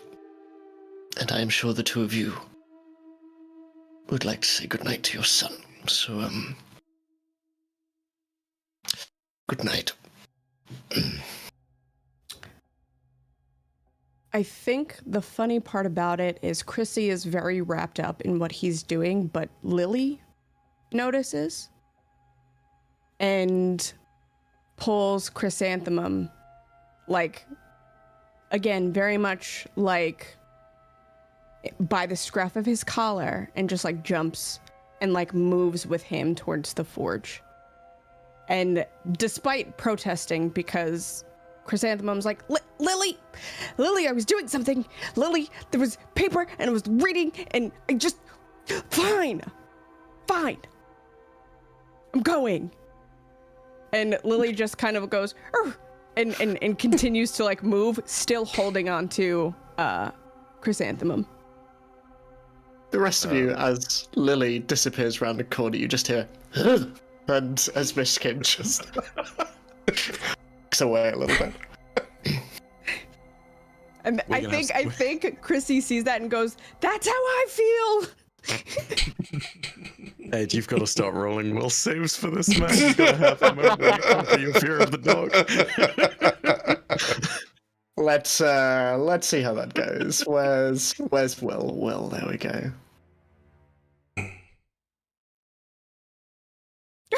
Oh no.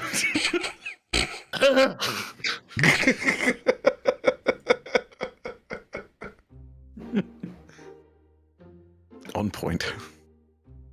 So yeah, Myshkin leaves the rest of you in the other room, with the exception of a panting and very excitable dog. Kaiva's going to pick up the piece of paper that Chrissy was looking at. He's going to hold on to it for him. And as leaving the room, he's going to sort of lock eyes with Farouk and sort of like scoot along the wall until getting out. Just being like, I know you're fine, but there's a part of me that still doesn't trust. Not yet. Swear not yet.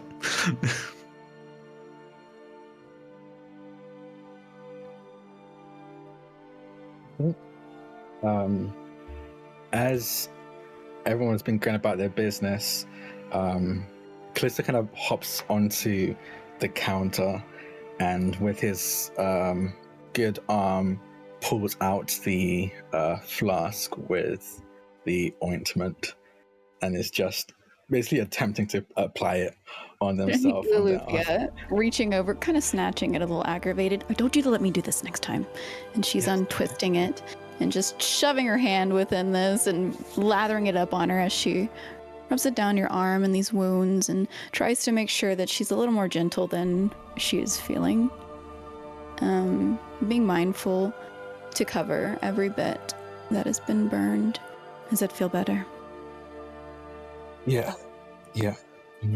I think I'm definitely going to avoid using the fire for a bit. Maybe at least a couple of weeks. Maybe a little longer. Yeah, no, ideally But it longer. is needed. Thank you. I'm willing to lose an arm for our son. So Yeah, but let's not go down that road, right? Let's avoid that. yes, no. I'll be honest. I'm gonna definitely give him a bit more of a talking to tomorrow to make sure he doesn't put himself in a position where we need to do that. Oh, God, I was so scared. I know. But he's safe. And you're safe, she says, and she's still just lathering in this lotion a bit more. And he reaches up That's what and matters. caresses your cheek and goes, and you're safe. I would have been safe regardless. She says, letting go of your arm, putting it in your lap.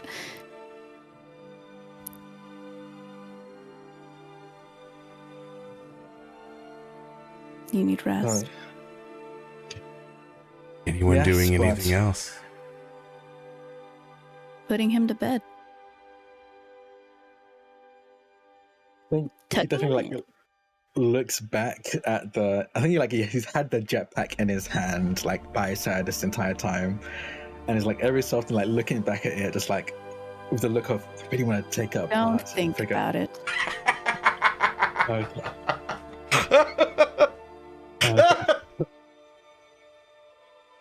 But There's yeah, never been well, a more boys will be boys moment than Lily's staring back at a jetpack at 3 o'clock in the morning.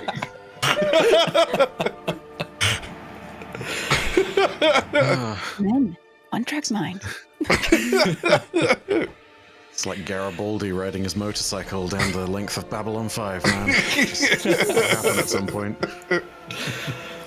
I think there will be a case where, like, even though he is aware that Loluphia would have healed themselves magically from the bullet wound, they would, at the very least, ask to check for any scars or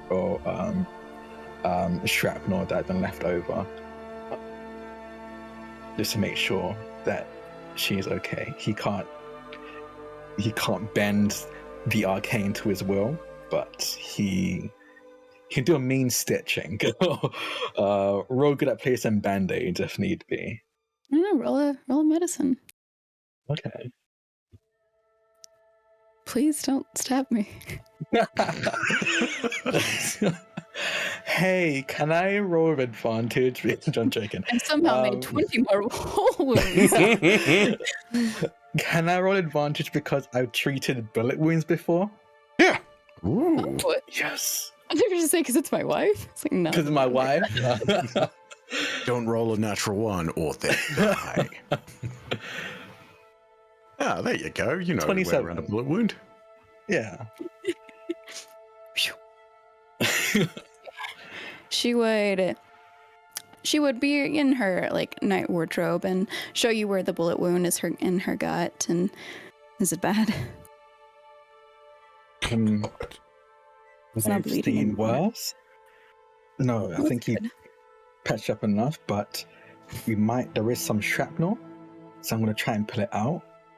Okay. And she sits down and grips onto the side of a chair. And I'll like get on my knees and I'll have my med kit out and I will just go, okay, I'm going to pull it in 3, 2, and just pull it before I say 1 and pull it. Fades to black.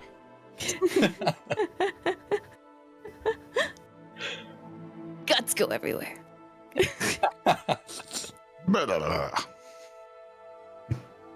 I need everyone to roll a perception check. Oh, Jesus. Oh no. Okay. Has it been at least 8 hours? No. They can. Oh. Monster. Hey! Hell yeah. Hey! Oh, Hold on. no. Hold on. So I It get knocks my thing over. Okay. There we go. 13. Lily's roughing me up. I don't know what else to say. Loluphia, you're the only one that notices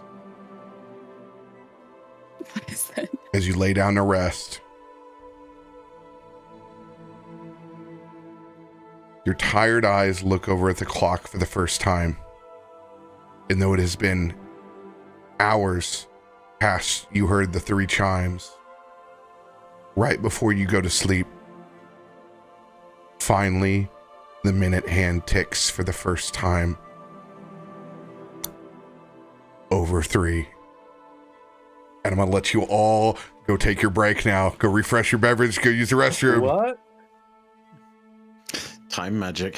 RoBear. Mancy is strong. How long has it been lasting though? Okay. Fuck. Okay. All right. What is this fucking tomfoolery? Tomfoolery or timefoolery? Big 20. Would nobody have noticed it if they didn't get a 20? high DC. Okay. You know what? I'm in my feels about it, okay? I'm gonna go do the thing. I'll be back. I'll be right back. Yeah. Yeah, I want to stretch my legs. I am taking notes. There was a lot. There was a Very, lot very there. thorough notes. Yeah. I still need to talk to this cat. Oh, It keeps escaping me. no. Sorry. You're not sorry, you're scared. No. The clock has not. I'm going to speak back. There's some background noise because I have a fan going. I want to turn it off when we start again, but I'm very warm. We don't hear it because of the Oh yeah. Okay. Perfect. broadcast, so you're I mean- you're golden. Let's be honest, you don't just have one fan involved in this stream, Drak. You have Oh wow. everyone here. Shut up. No, I won't. I won't. Oh, I love Loluphia and Kallisto so much, and I have so many questions. It is very fun. Sam is incredible to roleplay off of. I mean, everyone is. Jesus Christ. Yeah, like, no, everyone. Yeah. Yeah. But no, it's just it's so sweet and tender and like kind of spiky as well, and it's perfect. It's so perfect. The first time that we will all get to play in person, it'll be disgusting because it'll be like 12 hours. You get lost in the sauce. If there's nothing stop. governing us as far as like time and interactions, I'm actually woefully scared. I mean, we'll even be at an advantage because Drak and I at that point won't be working on different time zones either, so we'll be Yeah, there, like right there with everyone. The freshness. And I'm excited to try Voodoo Ranger as well. You know, I feel that's something we should also share together. I feel. There will be many Voodoo Rangers. Voodoo Ranger. Many Voodoo I'm Ranger. so excited.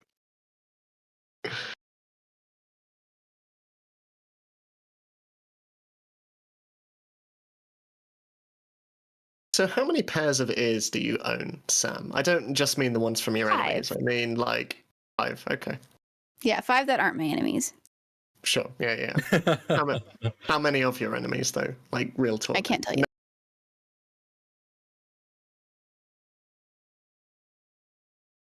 Server disconnect.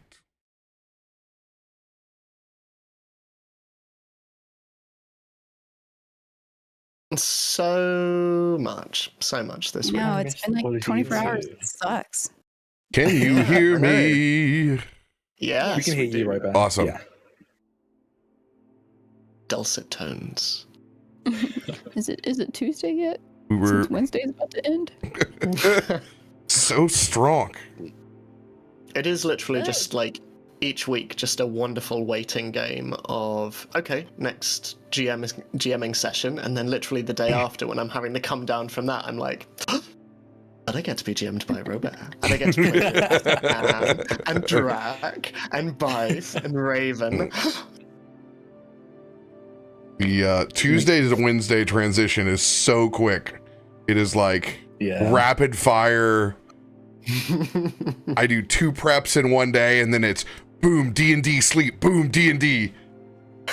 I feel that with my 3 D&D streams in a row. Tuesday, Wednesday, Thursday. My work schedule is wild. I literally have it blocked out in my work calendar so people can't schedule meetings with me. I work later in the day, so. I will go refresh my beverage. I have It Wednesday. looks like it disconnected. Yeah, you're refresh. gonna We're back up now. Yeah. Okay.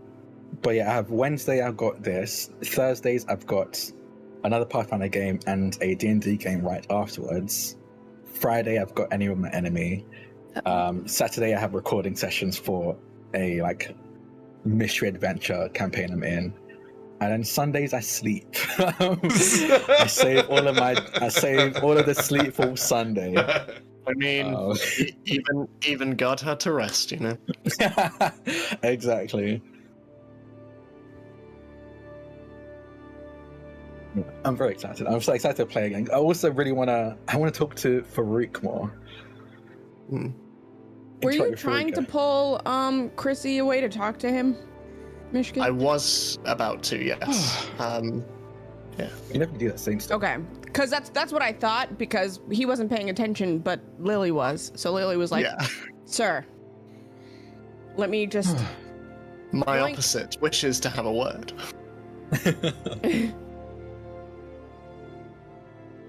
I'm excited. This is wild. There was way more pages in the book than I was thinking I was going to write. I love that. Very excited. Did we all get to put our hand on a page? I don't know. Depends how everyone else feels. Want our Right? autographs? Man, Iva's big fan. Yes, yes. you haven't called me a great warrior yet, and I'm sad. Oh wait, that is mean. You think? I've Lucia's spoken to waiting. Callisto, but we've not actually been introduced properly. I So I don't know. know. Yeah. I'm waiting to be called a great warrior. Yes, Great rose. Yes. that's just for me, Sam, to be. I've heard of great warrior Betty Dalfoodle. Yes, yes. She is. They call her the itty bitty Critty Committee. That is what our campaign, or like our group, is called in Meteoring Corps. We're called the IBCC. I love love that. The critic committee. Going strong. We're gonna need a group name at some point. Yeah. We need to see what is similar more I and think more it's often. gonna, in my opinion, and it's not biased at all, I think it should be Loluphia and the rest should be the name. No, I think it should be my skin's glove. Oh god, I hate it. No. Absolutely not. Oh, sorry, I had a very visceral reaction. Did you know how you wrote your username? It's just skin. My skin. Yeah, shimish money penny. Grab a hold of my Skin gloves. grab a hold of my skin. Oh. No. I'm gonna lather up my skin. It's particularly furry today. Brought to you by some razor company that is not sponsoring RoBear, but should, and I'll say it next time. My brain went to Maybelline, honestly. That's not a razor company, that's makeup. They do hair as well, right? Right, the Maybelline? I think Maybelline maybe. was one of the pronunciations of Loluphia in the first episode, if I remember correctly. My Probably, yeah. my favorite is Okay, still. I'm sorry, but that needs to be a running joke that we occasionally bring up. every 5 episodes or so, we just need to taunt RoBear's pronunciation of Loluphia for the first time again. I'll introduce myself to a very serious character. My name is Loluphia. My name is Let's see Lol. Farouk's reaction. What'd she say? Farouk casts Fireball. As another elemental, I am fine. That was cool what he did with the language. Yeah, the elemental I language. thought he was gonna ask me, Sam, what does it sound like? And I was gonna do lizard language. Yes. It's the best language, fixes everything. Specifically use it. Exactly. All your undercommon problems are no longer a thing. No. I will, Undercommon is Simlish. Yes. I remember my first campaign, we came across some folk who spoke Undercommon, and my GM decided that everyone who spoke Undercommon just sounded Australian, and so we had just Oh my god. Ed's face. And I took that personally. So everyone we spoke to, They say it's would just- Arnar. Arnar. Arnar. Cleo, Emma. The Get out of the condensation. water! I think that show is certainly in the UK and probably in America as well is the most ubiquitous with the Aussie accent. I feel. Yeah. I think so. Because I remember for the longest time, I was dating someone who had a daughter and like would not stop binge watching it. And I am easily impressionable. So I got like really into it and I was like, oh my God, the condensation. Like, whoa, who knew? Right? So that was like, and she would try to do the accent horribly, but like, I think that is accurate. Either that or Steve Irwin Oh yeah. for like our Yeah. generation. Yeah. Rest in peace, you mighty Yeah. warrior. Yeah. There's a great bit that the comedy group Auntie Donna do, where they do this impression of Ben Mendelsohn, and he's constantly asking people like, "Oh, you haven't talked to the cops, mate, have you? Oh, good day, fellas. You've not been talking to the cops again, have you, mate? Oh, hello. Oh, just making sure you've not been talking with the cops again, mate." And I don't know what it is about it, but every time it's referenced, it just makes me laugh so hard. Like, oh, you've not been. Oh, Yeah, I think hello. it'll work something in Hello, me, honestly. Yeah. Like, I feel something right now. Oh, hello, Mads Mikkelsen and Rogue One. You've not been talking to the Empire again, have you, mate? But singing these hymns, Ed. It's not me. I'm channeling Mendelssohn, and it's gone. It's gone. The moment's passed. It's fine. Incredible. It's Oh gone. my god. Now we Australian and ACAB? Turn it on. Like that. We all know you. After watching you argue with yourself yesterday, I was just like, oh, I've missed Ed. Yeah. The voices in his head. It's just the quick switch of complete personality, voice, body language, everything. It's So- wild. It's so good. Everyone in chat were like losing their mind. I need you to know that, Ed. Everyone in chat Like, was fully losing their mind in they haven't seen that the scene. Oh no, you've not been talking to Chad again, have you, mate?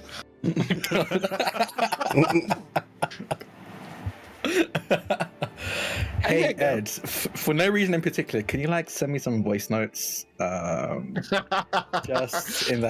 Just for research. In that? obviously. Yeah, send them Sure, to yeah. our group chat for group chat. Yeah, you want to yeah. practice the accent, right? Right. Just Yeah, reel off exactly. a whole load of names you want me to say. Yeah, just say, just say, Loluphia and Sam and Kallisto and Draconics. yeah, and- Kallisto and Draconics. You've not been talking to Lola again, have you, mate? Send me me to heaven, baby. I'm just gonna say, Ed, you need to get that stuff copyrighted real quick. You need to make an OnlyFans real quick. I need sound bites for my But stream. that is it. And audio only fans. Yeah, no, I can make Yeah. Oh, those exist. Those exist. Those exist. Did any of you ever call 1-800-Britney when you were kids? No. Wait, No. what's that? Oh, me neither. I need to look this up now. 1-800. It's like back when I was that? in elementary school. Was it just answer? It's Britney, bitch. I wish. No, porn hotline. You're a little sick. Oh! Oh, yeah. No, it wasn't that one, but yes, there were others. There were others. I only called 1-800-Britney though. That was like my party trick to show my friends, and then I'll be like, Sam. Your party trick. And then I'd go to church and be like, I'm sorry, Jesus. But it was funny. Oh, It was hello. just This for the is bit. I did it for the vine, God. I will. this is Brittany. Hello. I will reveal a secret of my prank dark arts off stream because it is too strong to be said to the public for the protection of everyone. Oh, I'm making a note. I am making a note. Sunday's coming up. We can all pray. That's fine. Ask RoBear Of the dark arts. about the Playing with dark these groups. arts. I will tell you a little bit about my alter ego, Dawn, at that point. God. Was it Dawn After Dark? Was that what it was? That is You know all what, that say will be last said. Abby. This is all that will be said.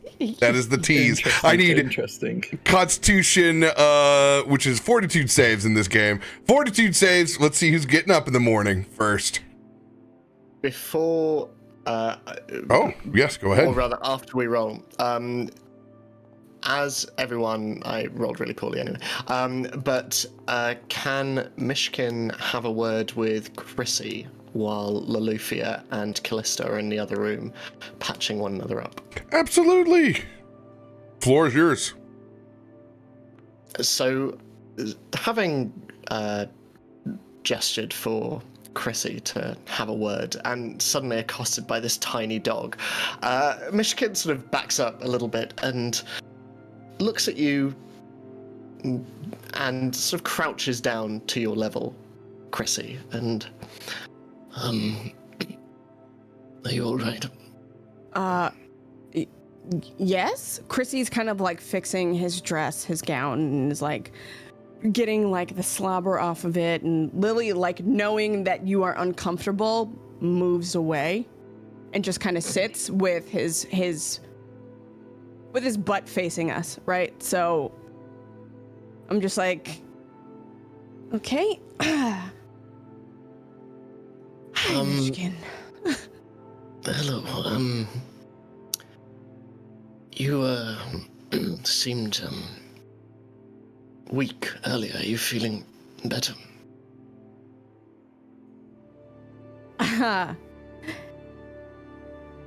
See, about that, I don't know yet.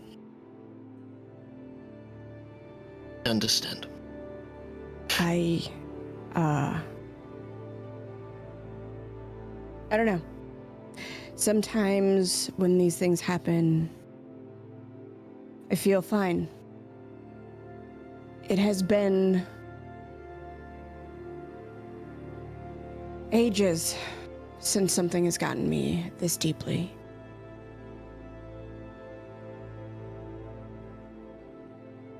Is it the weight of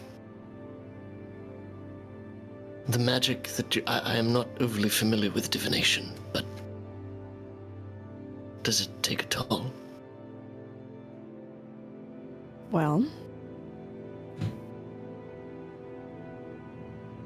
I am but a vessel for my deity to speak through.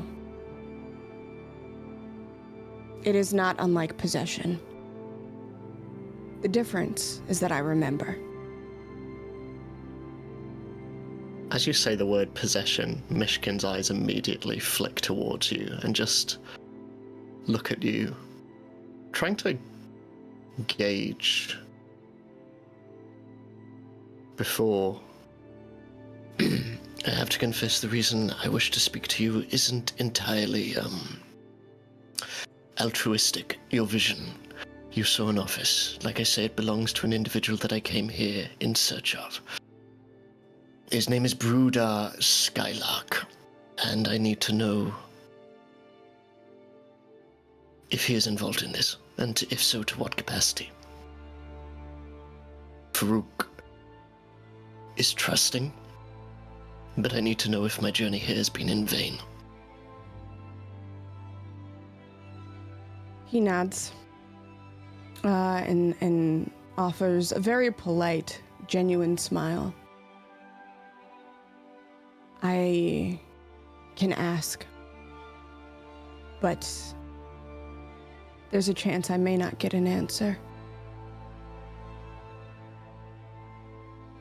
If that is what you wish. I do, and in either case, I must ask you a favor.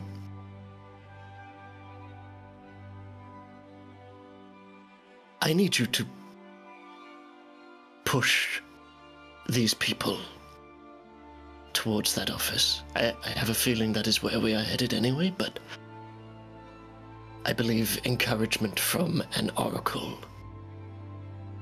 would not go amiss. This is where you kind of see the politeness of Chrissy Wayne. I'm sorry, you seem to have me mistaken for a common street performer.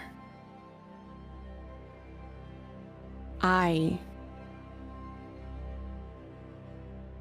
am not that kind of person, Myshkin. I do not wish to offend. There's nothing common about what you do. All I mean is that, from what little I have seen of you, your word carries weight.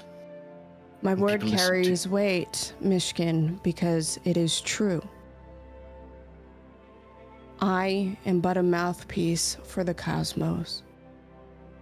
I can only deliver the message. I cannot, and I will not, force people to do something they are not themselves ready or willing to do. I am not talking about forcing. I am... Persuasion is manipulation. As an oracle, do you believe in fate? Of course I do. It is my job. Well, then I do not think it coincidence that I come to Stormforge, and I meet, by chance, the one name that I have been given, Faroük, in a city full of strangers. I do not believe it coincidence that I bump into two individuals. And you who see the office of a friend that I have come here in the hopes of meeting, and I do not think it coincidence. Like it or not, I believe the strands of fate are at work. I do not believe either one of us are in control of those things. All I mean to do is, and I am sorry if I offend, you are powerful, that much is very, very clear. I have seen power. Only a handful of times, but you... I apologize, I will raise a hand.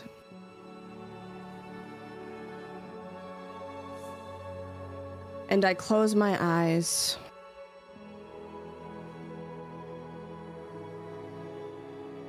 Speak true what you want to know of this office, and I will facilitate the words of my goddess, should she choose to speak. Please. Mighty Oracle. Show me where my friend is. I take a deep breath, and with that I close my eyes, and I begin to search. RoBear, what would you like me to roll for this?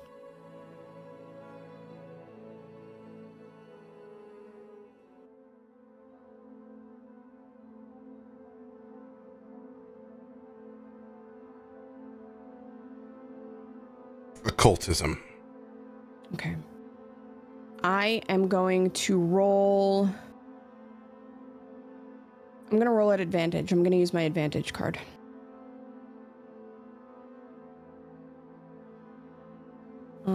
Okay. Occultism. Where are we? Not that I needed it, but whatever. Might as well. So keep higher. 22. Fate has spoken. Myshkin. What have you produced to the Oracle? Anything else other than the verbiage of your friend's name?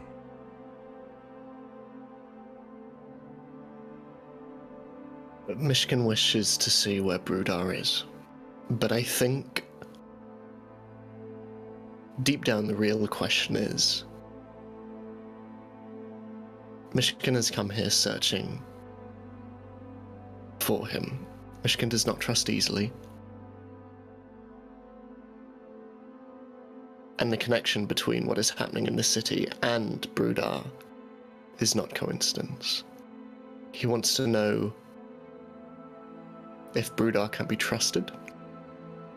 Before any of this, the question is, Myshkin, have you provided anything else other than the verbiage that you wish to know where your friend Brudar Skylark is? This is ascertaining to items, clothing, hair, the occultism.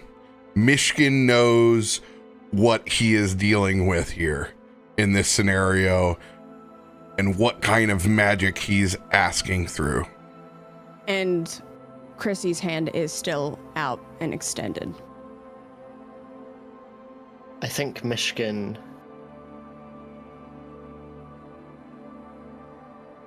despite his better judgment and praying that it is not the connection he thinks it is, he is going to cast Mage Hand, and he is going to pluck from within the reams of his purple scarf, tattered and worn, a copper cogwheel, and just place it in Chrissy's hand. Chrissy's very small fingers wrap around it, comfortably, oddly so, as that very similar aura starts to swirl about him.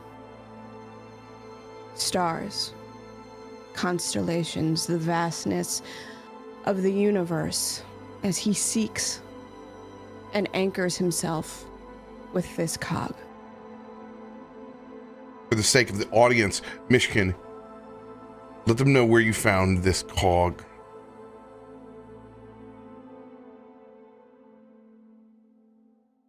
Around 5 months ago. Okay. There was a figure. No, enough said. You don't need to tell. You don't need to tell any backstory that you don't want to. Just want to differentiate between items present and past. So you don't have to reveal anything that you do not want to. Just wanted to make sure that this cog was not one that was picked up. No, this is very specific, and I'm happy for Chrissy to see glimpses.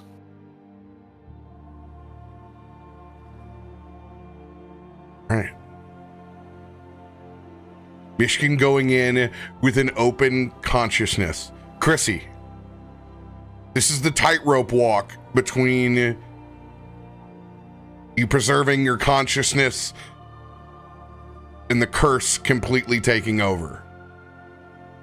I need you to make I will save.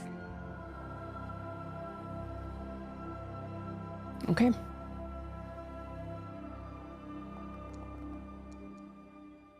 $28. Oh, 28. That's excellent. Excellent.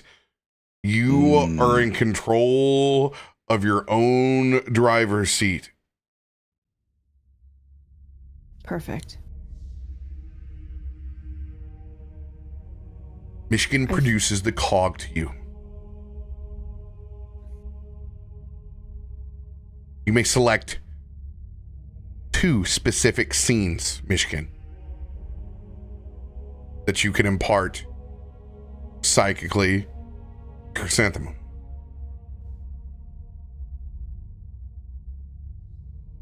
You see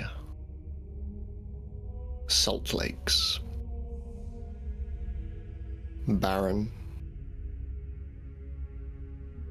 and crisp, and a lone figure walking with a large poncho-like purple scarf blowing in the wind as salt air whips around.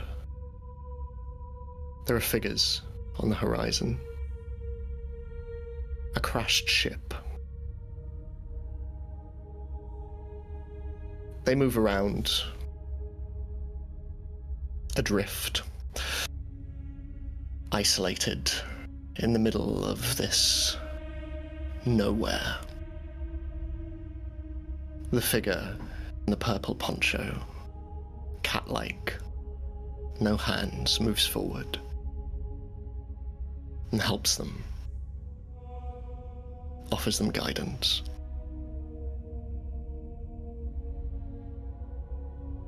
And then, flashing in and out, the rest of this is unclear.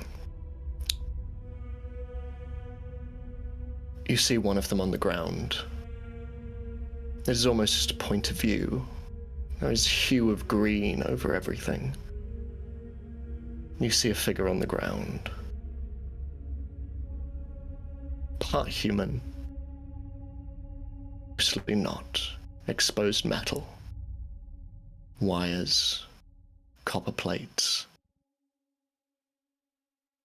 Barely a torso at this stage. And you see a ghostly green hand just reach down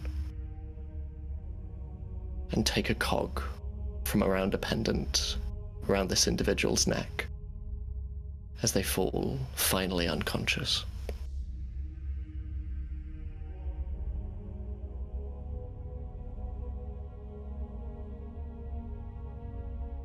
I think from there,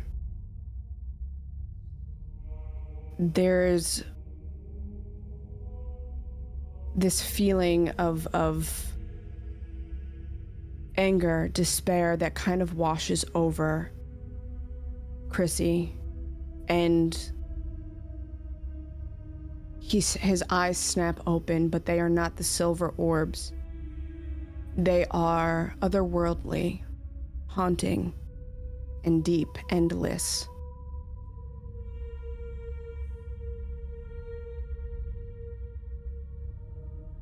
And as he speaks, it is a voice that is almost not his own.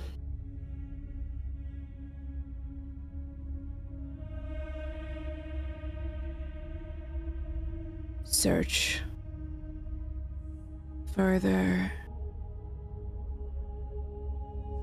And with that, there's a pull at Chrissy as his back bends and he lifts on the backs of constellations that swirl. Cog now hovering over his chest.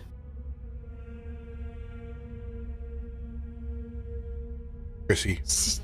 Yeah. Scenes for you once again pull towards the mountain. Okay. Rudar is somewhere in the depths of the mountains below.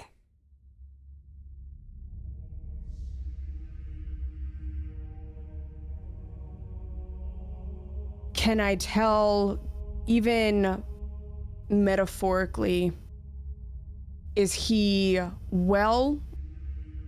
Is he harmed? Make another occultism check. Okay. 25. Rudar is alive and well. Okay.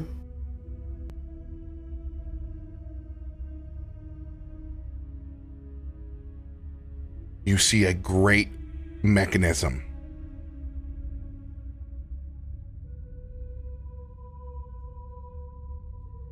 Some kind of mech that travels seamlessly through Earth.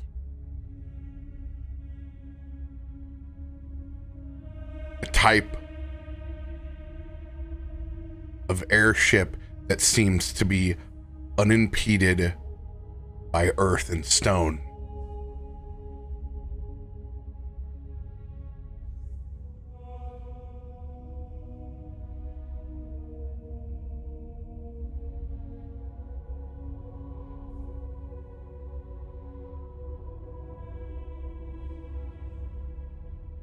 Last question.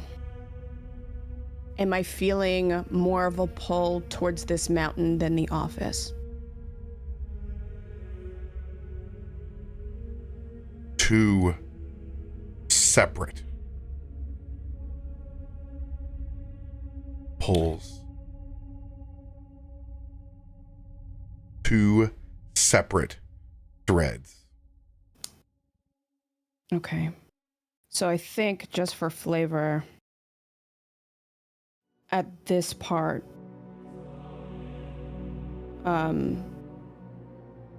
there's almost this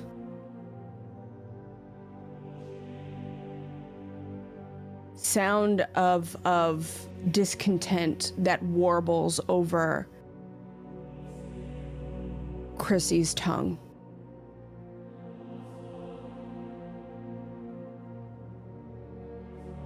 And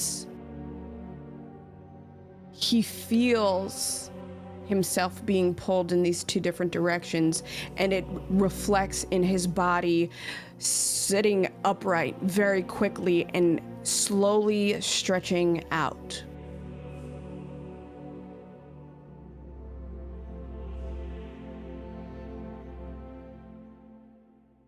The pulls are too great.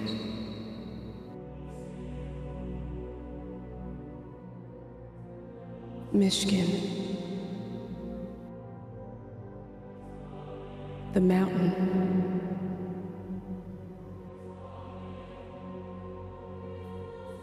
We must seek the mountain. And we must seek the office.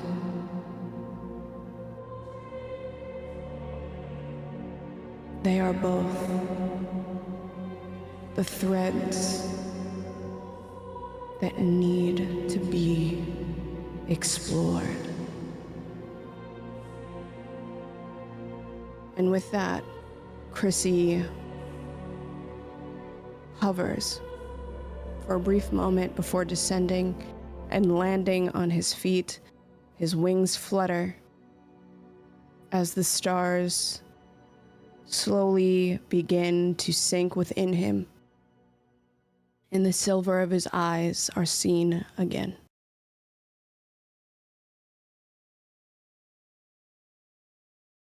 Thank you. Thank you. He reaches out to, give you the cog back. What I have seen will stay with me. You don't have to trust me to know that that is my job. Thank you. I will let you rest, but I apologize for my tone. I have not spoken in anyone in some time, so There's a stretch and a yawn, and the wings kind of just stretch along with them. You don't have to apologize, Myshkin. You've been through your fair share. I admire your tenacity. Your thread is strong. Thank you for letting me see that. Myshkin merely bows and heads on upstairs and just sits at the end of the corridor where the various bedrooms are, and keeping his eye firmly on the room that the children are in, slowly allows himself to fall asleep. Lily just kind of scoops up Chrissy and is almost like reprimanding him. Like, stop doing things. Like, you're doing too much. And so Chrissy just kind of like pats him and yeah, I know. All right. Bed. And just falls over after Myshkin's gone onto Lily and just sleeps besides the forge. Kaivar, Yes, indeed. are you in the cabinet? I am back in my crate, and I'm covered with a blanket, and I'm fast asleep. And there's a picture that I sent you with Turbo on it, and I don't know if there is a way to show that to everybody, but that is approximately what people will see if they open up the cabinet. You're far away from the cabinet. You kill people with it. Mm-hmm. I am sound asleep, and there is nothing anybody can do to wake me up. Other than the nat 20 that you rolled. But it is your choice. You may sleep in then. You could go immediately back to sleep. Yeah, honestly, Kaivar doesn't even wake. It's the first time that he didn't really get a full night's sleep with the blanket because he then immediately got startled and accidentally maimed a person to death. But, you know, in this moment, cozy night of sleep. And the first time he's ever properly had a full night of sleep with a blanket. And he is just lying there and doesn't have anything more to say or do. He is just sitting peacefully, and he's got his head nestled out of the blanket somewhat, lying against it. I'm going to send you all this picture in the Stormforge chat if you want to see it. And the thing, it'll be up via Discord, but this is a dog version approximation of roughly what you'd be looking at if you opened the crate quietly enough to see Kaivar. It's just this. I would like to say, I think at some point, if Jen would open up the crate and see Kaivar nestled in the blanket that she gave him, and they just kind of like happily nod to themselves as they see the blanket that their wife made be put to good use for going about their day again. Yeah. I love that. That is it. That is all that you see, and then maybe some like quiet insect snoring is the equivalent. That is it. Really the best use of a nat 20. Yes, absolutely. A nap 20, if you will. Nap 20! Oh. Let's go! That was good.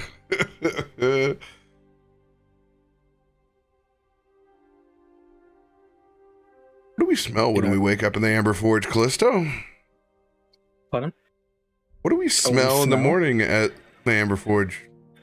Yes. I guess it'll be a quick question. Would the curfew's obviously over because it's morning again. So I think you would smell. Oh. I think you'd smell breakfast. I think it's very simple, like common breakfast. I think before we had dinner, and it was very much like initially made dinner for the family, so we had very like fruity foods and stuff like that. But then guests came over, so they didn't really have time to quickly change gears. But I think now that they're like, okay, we have guests around, let's make something that I'm certain everyone can eat without their tongue being burnt out of their mouth. So they're making just classic pancakes, bacon. They got some vegetarian or vegan alternatives as well for everything. Just very simple and classic breakfast is what you'd be smelling. And I think you'd hear very beautiful singing coming from the back room where the kitchen is. As I think you would see V, which is Kallisto's other mother. They probably would have arrived early that morning after the curfew. And V is the one that's cooking, while Ifrit, I think, is still out cold. And V is also a dwarf, a bit taller and more slender than Ifrit. She has large, round, golden-rimmed glasses that kind of almost magnify her deep blue eyes behind them. Brown hair that's always in a bun, and usually she has like a book bag at her side all the time, clasping her arms. But right now she's busy cooking breakfast for everyone. So I think she's definitely an early riser. She's an early bird, while Ifrit is a late owl. I think it's kind of like their vibe.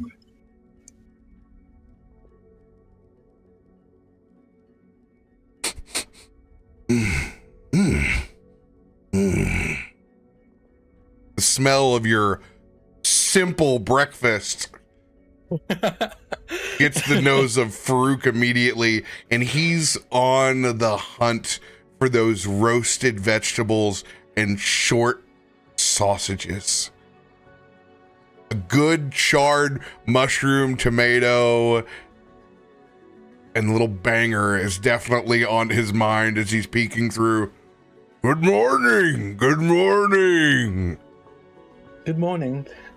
You see V, much quieter than Ifrit, but I think she still has a presence about herself. She's very clean and academic, is the vibe she's giving. I think she really has. I imagine Ifrit kind of gave them an update of the guests, and specifically pointed out Faroük was able to eat and not die from the especially spicy food. So I think they have like probably a separate dish for Faroük that had a little bit more of a kick to it, and I think that's already out. Sriracha omelet, let's go. So definitely have that set out for you. And Thank you. It's above and beyond. My name is V, by the way. I think you met my wife already, and my son as well. Thank you for keeping out of trouble, by the way.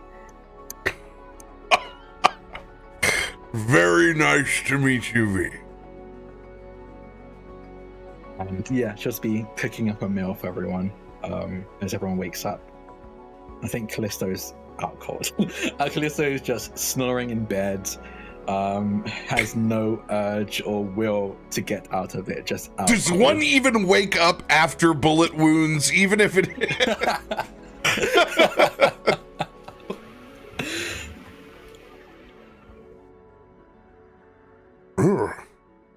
Hope somebody else comes down here to eat this breakfast. I think Chrissy kind of like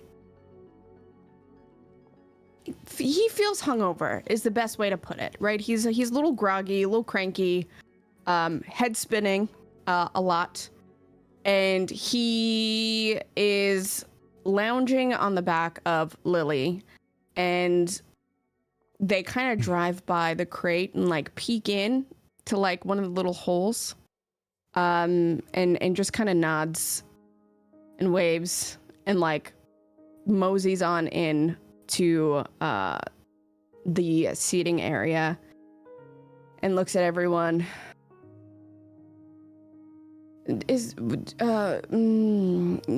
Y'all got coffee? Caffeine? I'll take it straight. If you just have like caffeine that has been twice removed from whatever concoction, I'll take that. It's just like a teardrop in a little cup. We definitely have some espresso. If that's yes, I would good. like. Okay. I would like a Farouk size, please. Are you sure? Yes, please.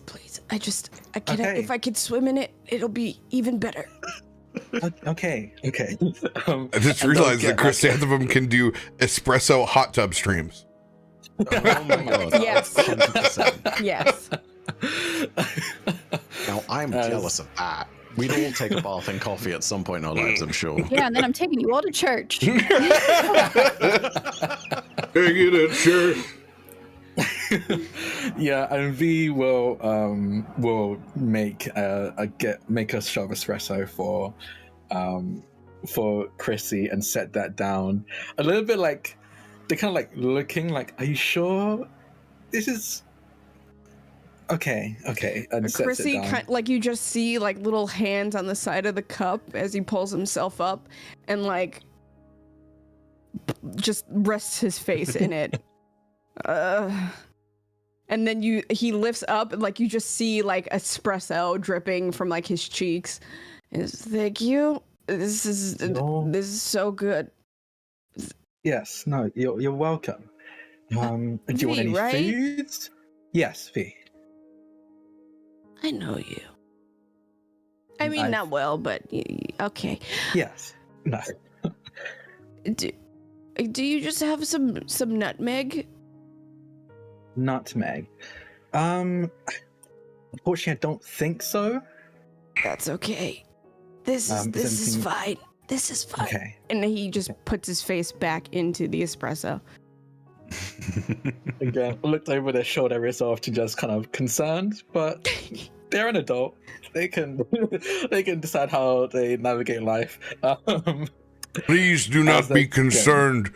I am simply checking on my disciples to make sure that the sunrise service has been performed accordingly.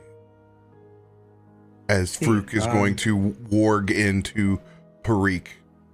So he will be sitting there silently, still being able to listen but not communicate, as his eyes will be with Parik as they fly out through the window and up through Stormforge. There's definitely a moment of like V looking, I don't think concerned, especially after Farouk said don't be worried or concerned, but like just like curiosity of like, oh, what's happening here? Because though I do think they have interacted with magic, having their daughter-in-law being a sorcerer, but nothing like this. So I think they are like, Especially the primal spell variety. Yeah. So they do look like head tilt before going, not my business, and goes again back As to they cooking. say that or think that, Kallisto would have his necklace light up as he hears, I don't mean to cause for alarm, but I heard something in the night and it is not good. From upstairs. Shoots awake. Good morning, sorry, I didn't want to say it out loud for other people to hear. Yes, I'm away.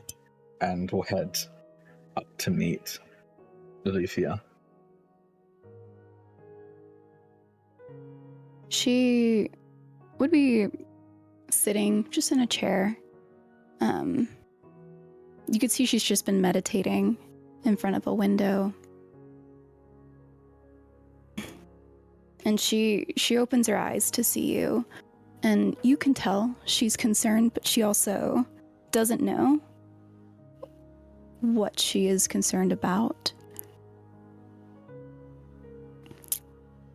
Crystal will, I think, take a seat, like basically mirroring Loluphia and looking to her. A very clear look of concern in his face. There was another chime, but it was with the minute. I didn't hear it again though, only once, but I don't know what it means. When was this, before or during I was asleep? Well, to be fair, it was during the middle of the night. It woke me up.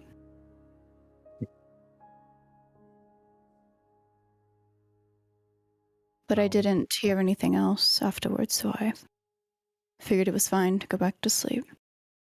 Get some rest. Yeah, I think you both really needed it. We can definitely try to look into it, maybe ask any other wardens around if they've seen or heard anything strange. She just stops for a minute and just smells the air. Is your other mom here? Oh, V. Yes, probably. Honestly, I think she was meant to be coming home from work yesterday, but the whole. Well, I can smell that she's home from work.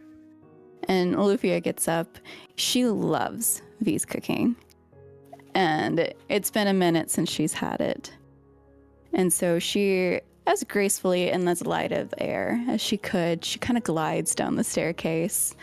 And for a moment, and for the first time for a lot of you, you like see her kind of light up as she walks around to the kitchen and she's just, where's my plate? Don't even need to ask. And I think I want to get into like very short like history. I think after Kallisto and Loluphia got married, V's very much like the kind. They were like, Kallisto, don't mess this up. I love Loluphia. She's great. Don't mess this up for me, please. We were like, I'm the one marrying her. Like, please just don't mess it up for me. So I think like they've learned. I think they went out of their way to learn how to cook meals from like Sylvan/elf culture, as well as just experimenting with things that they've learned over time that you liked. So I think again a lot like Farouk, where Farouk had his own dish because they saw that he could take the fruity spice. I think they have like again made their own specific dish for Loluphia and have that like immediately set out ready, like just freshly warm, and set that down the moment you come down the stairs. And I think that pursuit of dwarven perfection. Exactly. Like, that's honestly exactly it. Fully exactly it. And I think it's weird, and you always notice this, and I think you're never entirely sure how, but despite your feet being like you're very light on your feet, like the stairs don't make any creaks or anything like that, she somehow knows when you've walked in before you made any Slipped in the wind. Yeah. So like she's set it down before you can even say, where's my plate? It's like right there.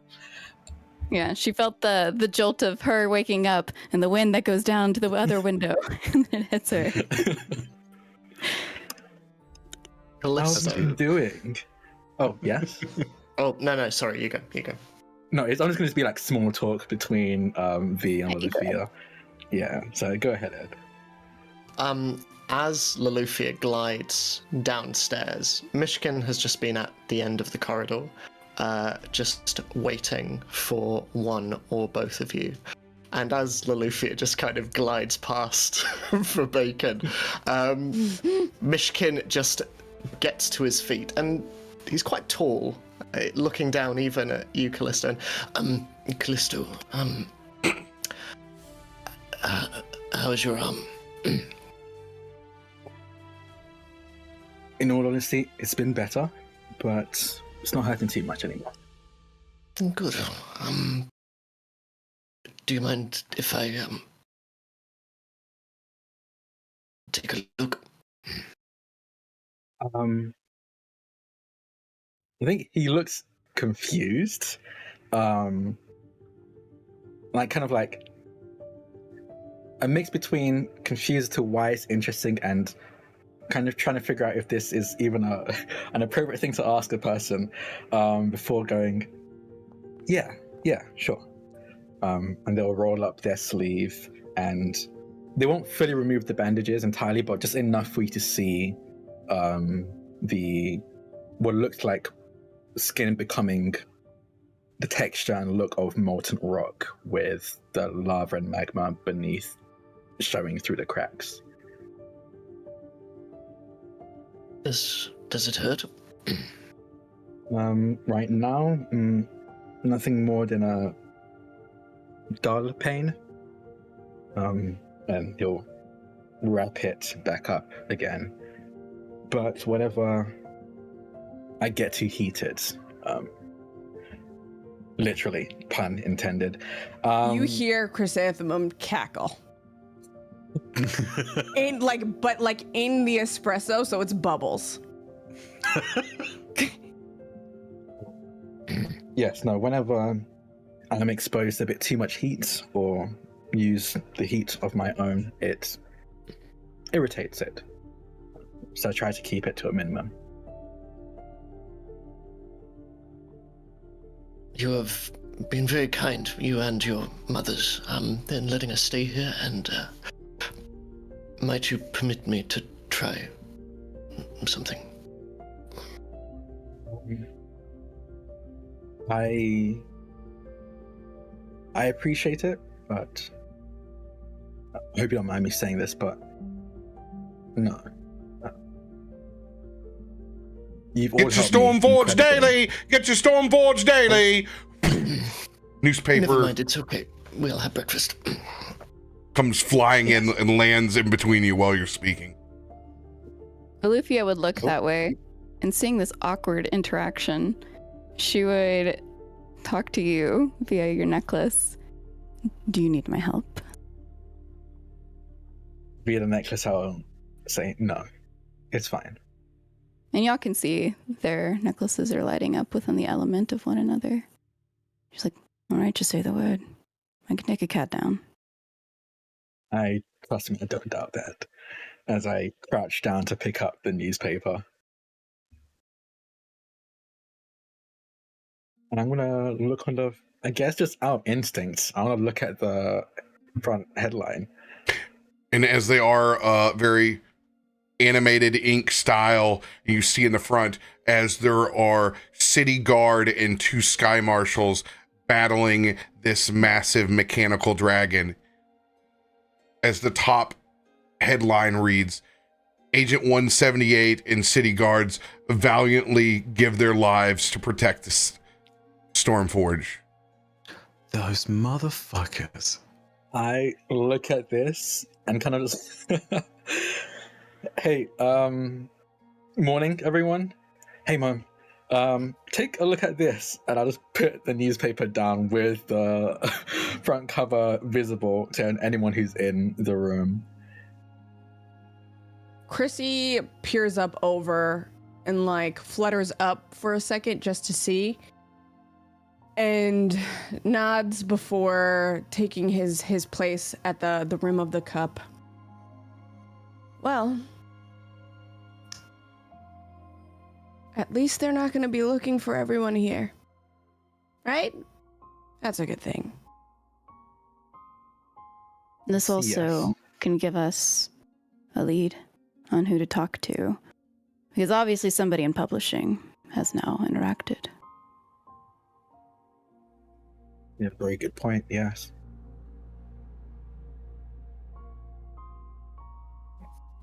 It'll be best if they don't suspect any one of us for quite some time.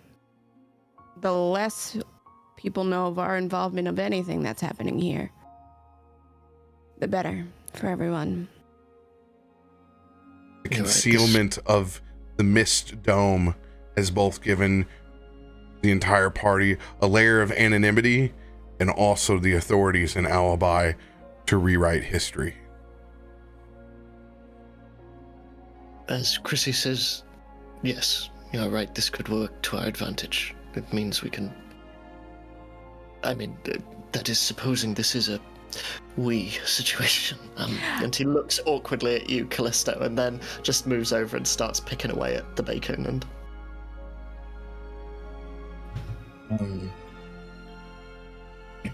I will be entirely honest, I would like to know who exactly was the reason my kid was in danger, especially if the documents, even the badge, is fake, so it wasn't the Sky Marshals.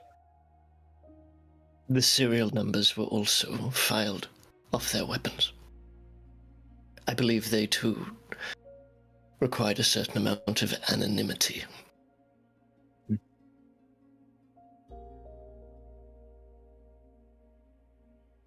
I will look over to Loluphia.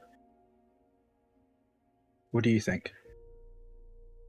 Should we keep looking into this? She would look back and probably find her eyes to be on Ziva, who's probably had his friend stay over that night because it was just too late to even return them in a corner. Colby is crushing breakfast. About to say, he was probably picking off bacon and like throwing it at Colby. And Nickname is Whole Milk. Stop. Loluphia would smile at this and just look at you. It's not that I don't want to know. I just don't want them to be in trouble again. I'm fine with it if we can keep our family safe. Yes. That feeling is mutual, trust me. On the one hand, I would like to know who put our family in danger in the first place, but I am wary that looking into it might just make it happen again. Yeah, that's what I was hinting at.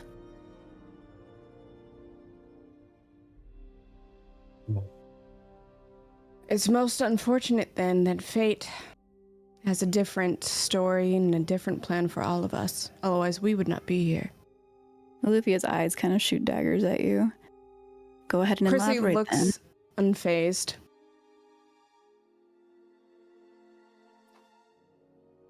How much of fate do you believe in, Loluphia? I don't believe in much. Figures. Whether you believe in it or not, it happens. We haven't crossed paths in how long now?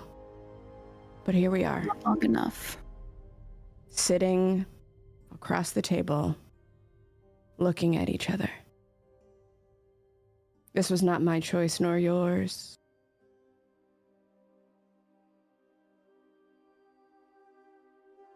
You don't have to like me to believe me. My job is to not do anyone harm. It is to tell the truth. This is bigger than all of us, but it requires us. For that, I do not know why.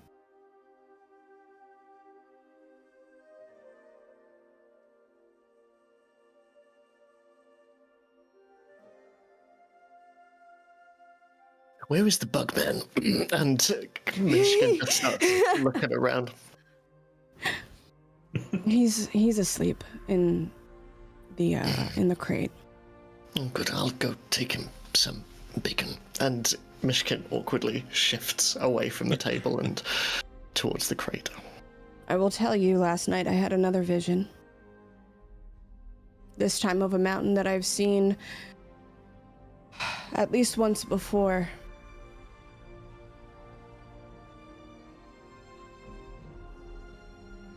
I don't know what it means. But I know I need you, Loluphia. I need everyone here to understand. We all need to understand.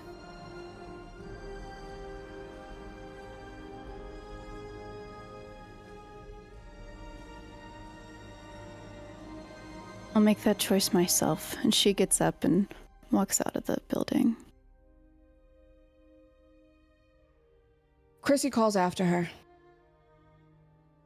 Kindly, not like viciously or... She does ignore you. She hears you, but she ignores you. I would never want you to do anything that you didn't want to. And he looks at everyone in the room. And that goes for everyone. I am not going to tell you what to do ever. I can only give you the message that I see. And he looks at Kallisto.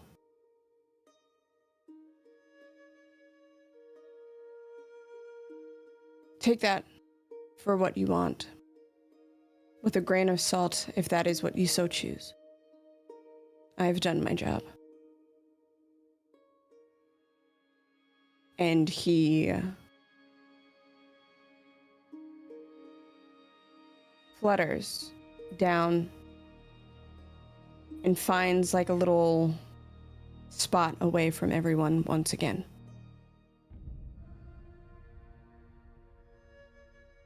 Myshkin is just going to observe this, and I'm really sorry, Kaivar, but is just going to like drop some bacon into the crate, like very quickly, and then is just going to awkwardly squidge past the table and just step on out as well. I promise nothing bad will happen if you roll a 1. But can you roll a stealth check? Oh no, Kyra jumps Oh, out. put the bacon in the basket again, or get the fangs again. Okay. Give me 1 second. Oh my god. Who notices? You see, as you drop the bacon into the crate, you hear a little bit of rumbling, easily enough time for you to back away, and the crate door just falls open and Kaivar rolls out. And he's got that very happy look on his face, because he's still just being woken up from a very comfortable sleep. Even as he's fallen over, it's more like you rolling over in bed, as you're in that kind of like half-sleep trance, and sits there, and his face is right in front of the bacon that you just dropped. His eyes open, and you cannot tell that an insect is smiling, but you imagine that there would be a smile. Myshkin looks. I don't know what this looks like, but that sounds so scary. It reminds me of the butterfly teeth. Little chittering. Butterfly what? Oh, Yes, in Meteorine Core, we have butterflies with teeth, evidently. Oh no. And my character's terrified. Yep. Okay, well, I hate butterflies Wow, more this is going to now. be so fun. Stop, forget about tomorrow. Think about today. It's better. Myshkin looks down at this incomprehensible expression and just mutters a quick "enjoy" and heads on out of the Amber Forge. And he would like to see if he can see Loluphia. She's not hiding. Right as you walk out, Farouk's eyes light up. You're not gonna believe it! They took the fucking credit for everything! But no one is in the room. Except for I look down, I see Kaivar's on the floor worshipping the bacon that's in front of him. Oh, You good morning, Kaivar. you don't hear words out of Kaivar's mouth, but as he sort of looks around suddenly, gets to his feet, and you hear the kind of out of the voice box. He's fallen asleep on it. It's just like shakes it a little bit, makes it work, and we just hear yep. What the hell? The rest of you outside. Oh, is everybody outside now? No, I'm kind of like I'm in the corner. Yeah, I thought it was literally just Loluphia. Just Yeah, me well, in the now corner. Myshkin. Who's being emo? I can't keep count. I don't know. I'm still inside. I'm still inside the Amber Forge, and I think like having seen Loluphia step out, I would have followed, but I think I see Myshkin go out to Myshkin follow. Club. Sound's gone into my head. Having seen Myshkin go out. Myshkin. I'd have left them to discuss things on their own. So I think even I hate those hands. Even Kallisto can tell that Myshkin wanted words with her without prying ears. So he'll sit back down and actually get out his pistols and start just doing maintenance on them. He used them quite a bit yesterday and wants to make sure they're in good shape today. Myshkin sort of keeps his distance from Loluphia and tries to gauge where she is at. So you would physically see her just right outside, probably just kind of leaning against a wall and looking up at the sky as clouds pass by, and you can hear calls of birds and see little creatures crawling about and not looking at you, but hearing you come out of the door and realizing your steps. She will just cross her arms and we'll go on then. You came out here for some reason. I have to admit, I did not expect a sprawling city to be quite so beautiful. It's calm in a way. Usually much more calm. But obviously hasn't been the last little bit of time that you've been here, actually. Can't claim full responsibility. Things somewhat got out of hand. No pun intended. Don't worry, although it's fate that I don't quite believe in. I do So I understand gather. coincidences. You and the Oracle. I sense a little bit of tension. Her jaw tightens. You don't have And to that's tell what me you need anything to you know. don't want to. Yeah.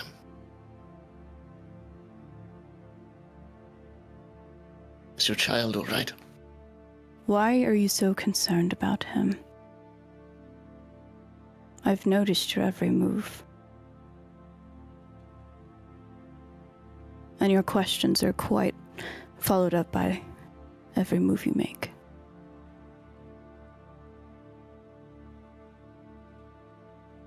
You two seem like good parents.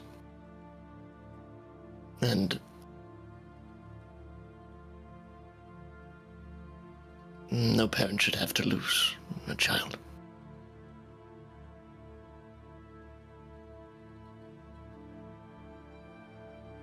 Did that happen to you?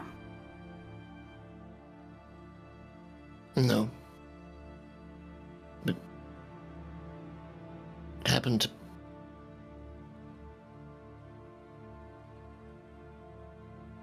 people very close to me.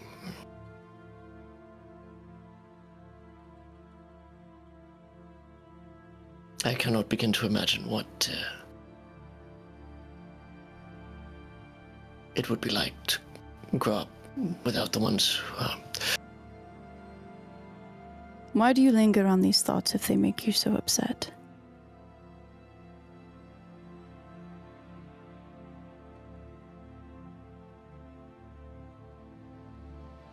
They are heavy and they weigh. It is hard to shift a weight. But it's not impossible. It is not, no, but that is what I am striving to do.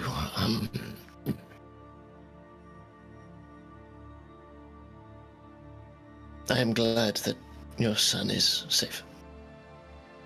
Hearing your words, she's looking down at your neck and these pendants. And you could probably see where her eyes are looking. Those aren't without notice. What Neither are they yours? I mean, you could probably guess from the elements on them what it at least entails. It is sweet. Thank you. He's sweet.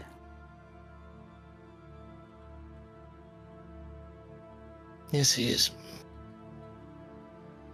Foolhardy, but I am not one to talk. He's a good dad, though.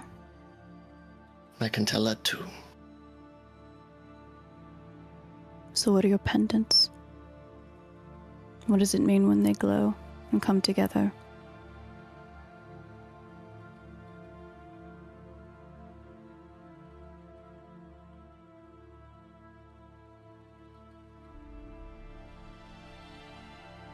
Myshkin quite visibly looks very uncomfortable, and they are my focus. When I find myself lingering, as you put it, a way to bring me back. From where?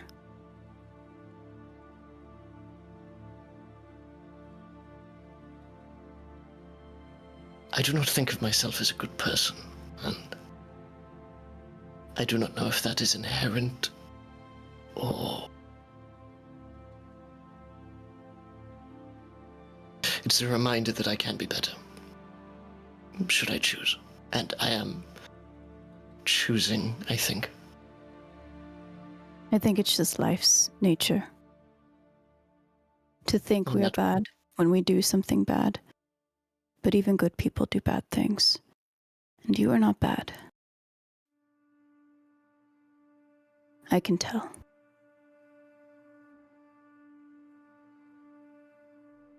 And he just reaches up and shifts his scarf a little around. So what do you make of this eclectic group? Well, you alongside with it. Yes. It's not that I don't want to find answers and pursue those who would hurt us. I do not know this group. I do not trust that. But, like you are now, the more people are honest, I think we could be okay. Maybe. If it is any consolation, I don't trust anyone either. Though you Good, will it's think the smart thing. Quite.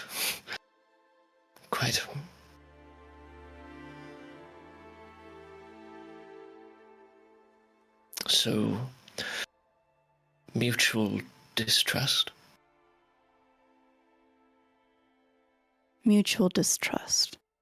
She just smirks at that. And Well. she reaches out a hand. I don't mean this rudely, but would you like to shake on it? And you see, as his right hand reaches out, the sun pendant glows. And like green mist appearing at the end of his wrist, you see a scaled hand.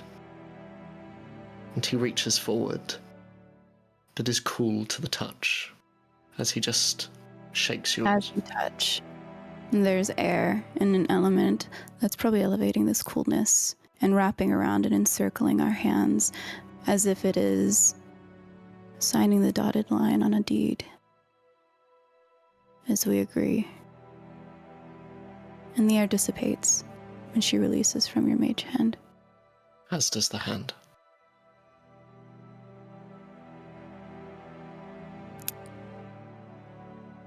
All right.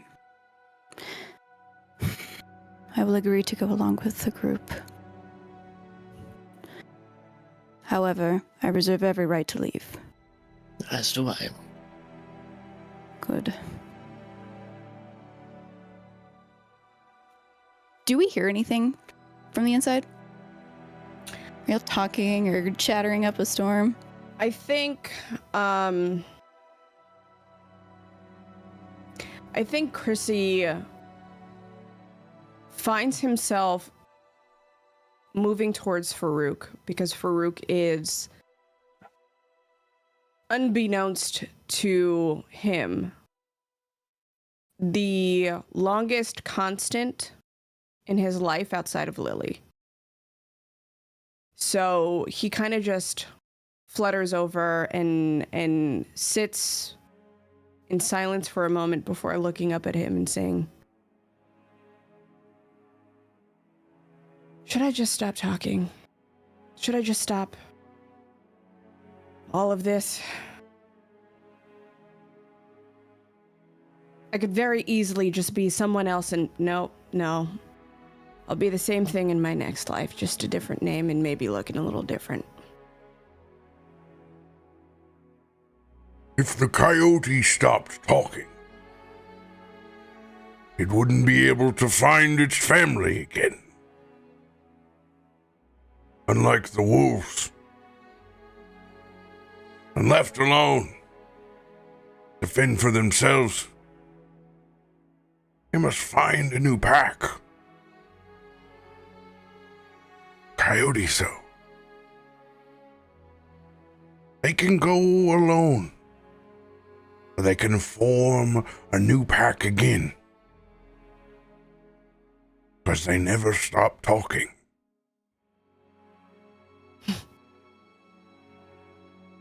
I suppose if you put it that way. But You are always one to walk your own path when you need to. Others will never understand. But if you stop talking... I don't know. I think that's the part that gets me. People tell me that I'm cursed. I'm starting to believe that. You define your own reality. Chrysanthemum. This entire city-state looks at divination as a curse. We all know better.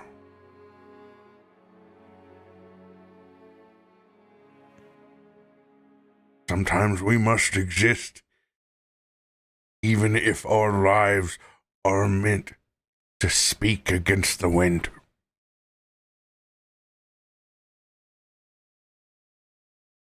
Chrissy just kind of giggles and is like, why do you always have to say everything so beautifully? You, like, speak to my soul. Every time. All right. I'll stop my pity party. For now. You should try these bangers, they're fire. Are they the spicy kind? Absolutely. And, like, he flutters over and just, like, grabs, like, a big bite for him, which is like a crumb, and just, like, throws it in his mouth. And, like, you can see, like, the tears starting to well in his eyes as they pour down his face, and he's just so happy at the sensation and the food, and he's like, oh, it's so good. It's so good.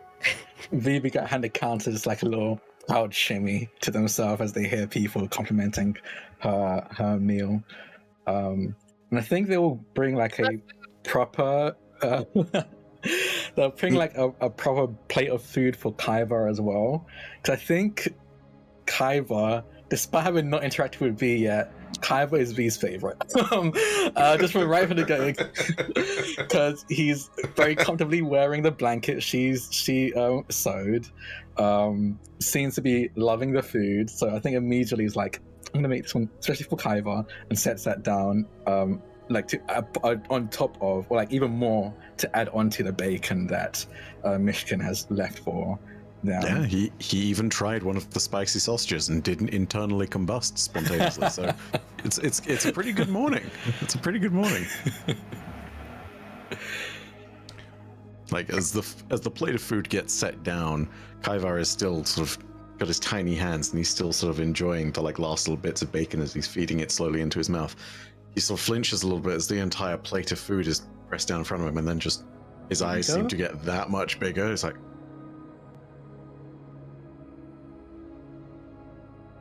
if you want any more, just let me know. I can definitely make you some more. But I made it a portion I reckon that you could finish. And the thing is pretty big. So I think dwarves eat a lot for their size. So it's like medium, but for dwarf, which is pretty large for most people. And they set it down. Kaivar is utterly stunned, and it suddenly makes a little bit of a connection, and sort of disregards the food and all the amazement for a second, and then sort of reaches back for his blanket, which he's still very much curled up in as he takes his seat. You make this, yes? This just holds up the blanket. Is Kaiva does not know word, but is good, yes? Thank you. What is word for good? Nice, Kaiva still doesn't know he still doesn't know the word blanket. V looks at him a bit confused for a moment and goes, "Oh, blankets. Yes, it's a blanket." Yeah, yes. Good blanket, yes. If you'd like, you can keep it if you want.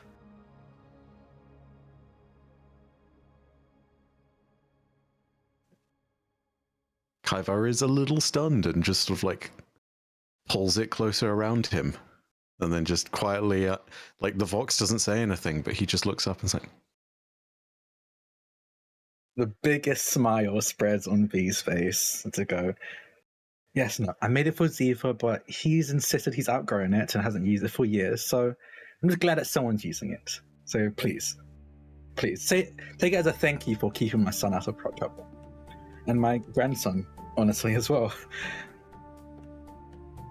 Kaiva will, thank you for blanket. Yes.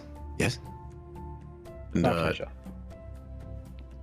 sort of starts rolling through the book for a moment and opens to a particular page, and it's kind of got palatial aspects to it. It sort of rolls in as though you're seeing the edges of the top of Ionic columns, and opening the page wide, Kaivar conjures a vision for a moment, and it's this sort of psychic silhouette of someone who looks sort of like a paladin of sorts, as you might call them in Pathfinder terms, a champion, and they just sort of take on a very dwarven-like aspect, and they sort of just go ahead and give a bow, and then the book closes again. It's Kaivar has been desperately rifling through before finding that page. It seems kind of clear to everyone that that's all he can really do immediately as a thank you, but there's a sort of profound gesture to that. B, I think again it's a case of they've interacted with magic, but not much, and definitely not anything like this. So again, there is a moment of like fascination as they watch this image just play out on the pages of this book. Before again a smile spreads on V's face and goes, "Thank you. That was beautiful. What? If you don't mind me asking, what was it? What is that actually? I've never seen a book like that." Is part of song, yes? Is collection, many battle songs, yes. This one, filled with many great warriors, yes. This, Kaiva no have, things, only vox, only songs, yes. So Kaiva sing where songs can be sung, yes. Again, I think this is like a smile of that was very sweet, but also I have no clue what's happening. Yeah. No, I think honestly more. I think I understand this person a bit more than I initially thought I did. And they just go, "You're interested in great warriors, correct? Some stories of them and tales." Oh, yes. Kaivar, like, immediately, you have piqued interest here. He, like, leans forward a little bit, and, like, his like, small hands are holding onto the Vox, but you can see the grip is sort of, like, tightened, not with stress, but with sort of excitement, you know? They see the excitement, and I think they match it in a very nerdy excitement as they go, "Well, I work at a library, and there are whole sections of books and tales of great warriors, of legend and history. If you ever want to visit it, just let them know that you're a friend of V Amberheart, and I'm sure they'll let you in just to peruse. You might need to get a library card to actually take any books out, but you can at least very least stay there to read about the many great warriors in legend and history." Damn it, Kaivar's 4 possessions he will have by the end of this: the Vox, the book, his blanket, and a freaking library card. My 4 Kallisto. greatest possessions. You begin to hear the fluttering of thopter wings as a small construct flies in the window over the sink, simply hovering with a small envelope with the seal of your warden's lodge. Skyhorn. That's by Myshkin and Loluphia from the outside. What's that? Would this pass by Myshkin and Loluphia? Yeah, on the you would outside? see the Thopter fly in. And just to confirm, I'm assuming it is normal, but this is normal, right? For like ways for wardens to communicate. Yeah, this is the normal way of communication via construct. Perfect. Yeah, I will, once I've like put the last screw back into my pistol after the maintenance, I'll hop up and go over to the construct and plug the letter. And knowing fully well it can't hear me, I say thank you anyway to the construct before opening it up. It says the seal of your lodge, Skyhorn, Warden Lodge 72. Opening up that envelope, it animates in a way that's even stronger than the newspaper or the books do. There's some three-dimensional properties to it as it opens. A request for a warden party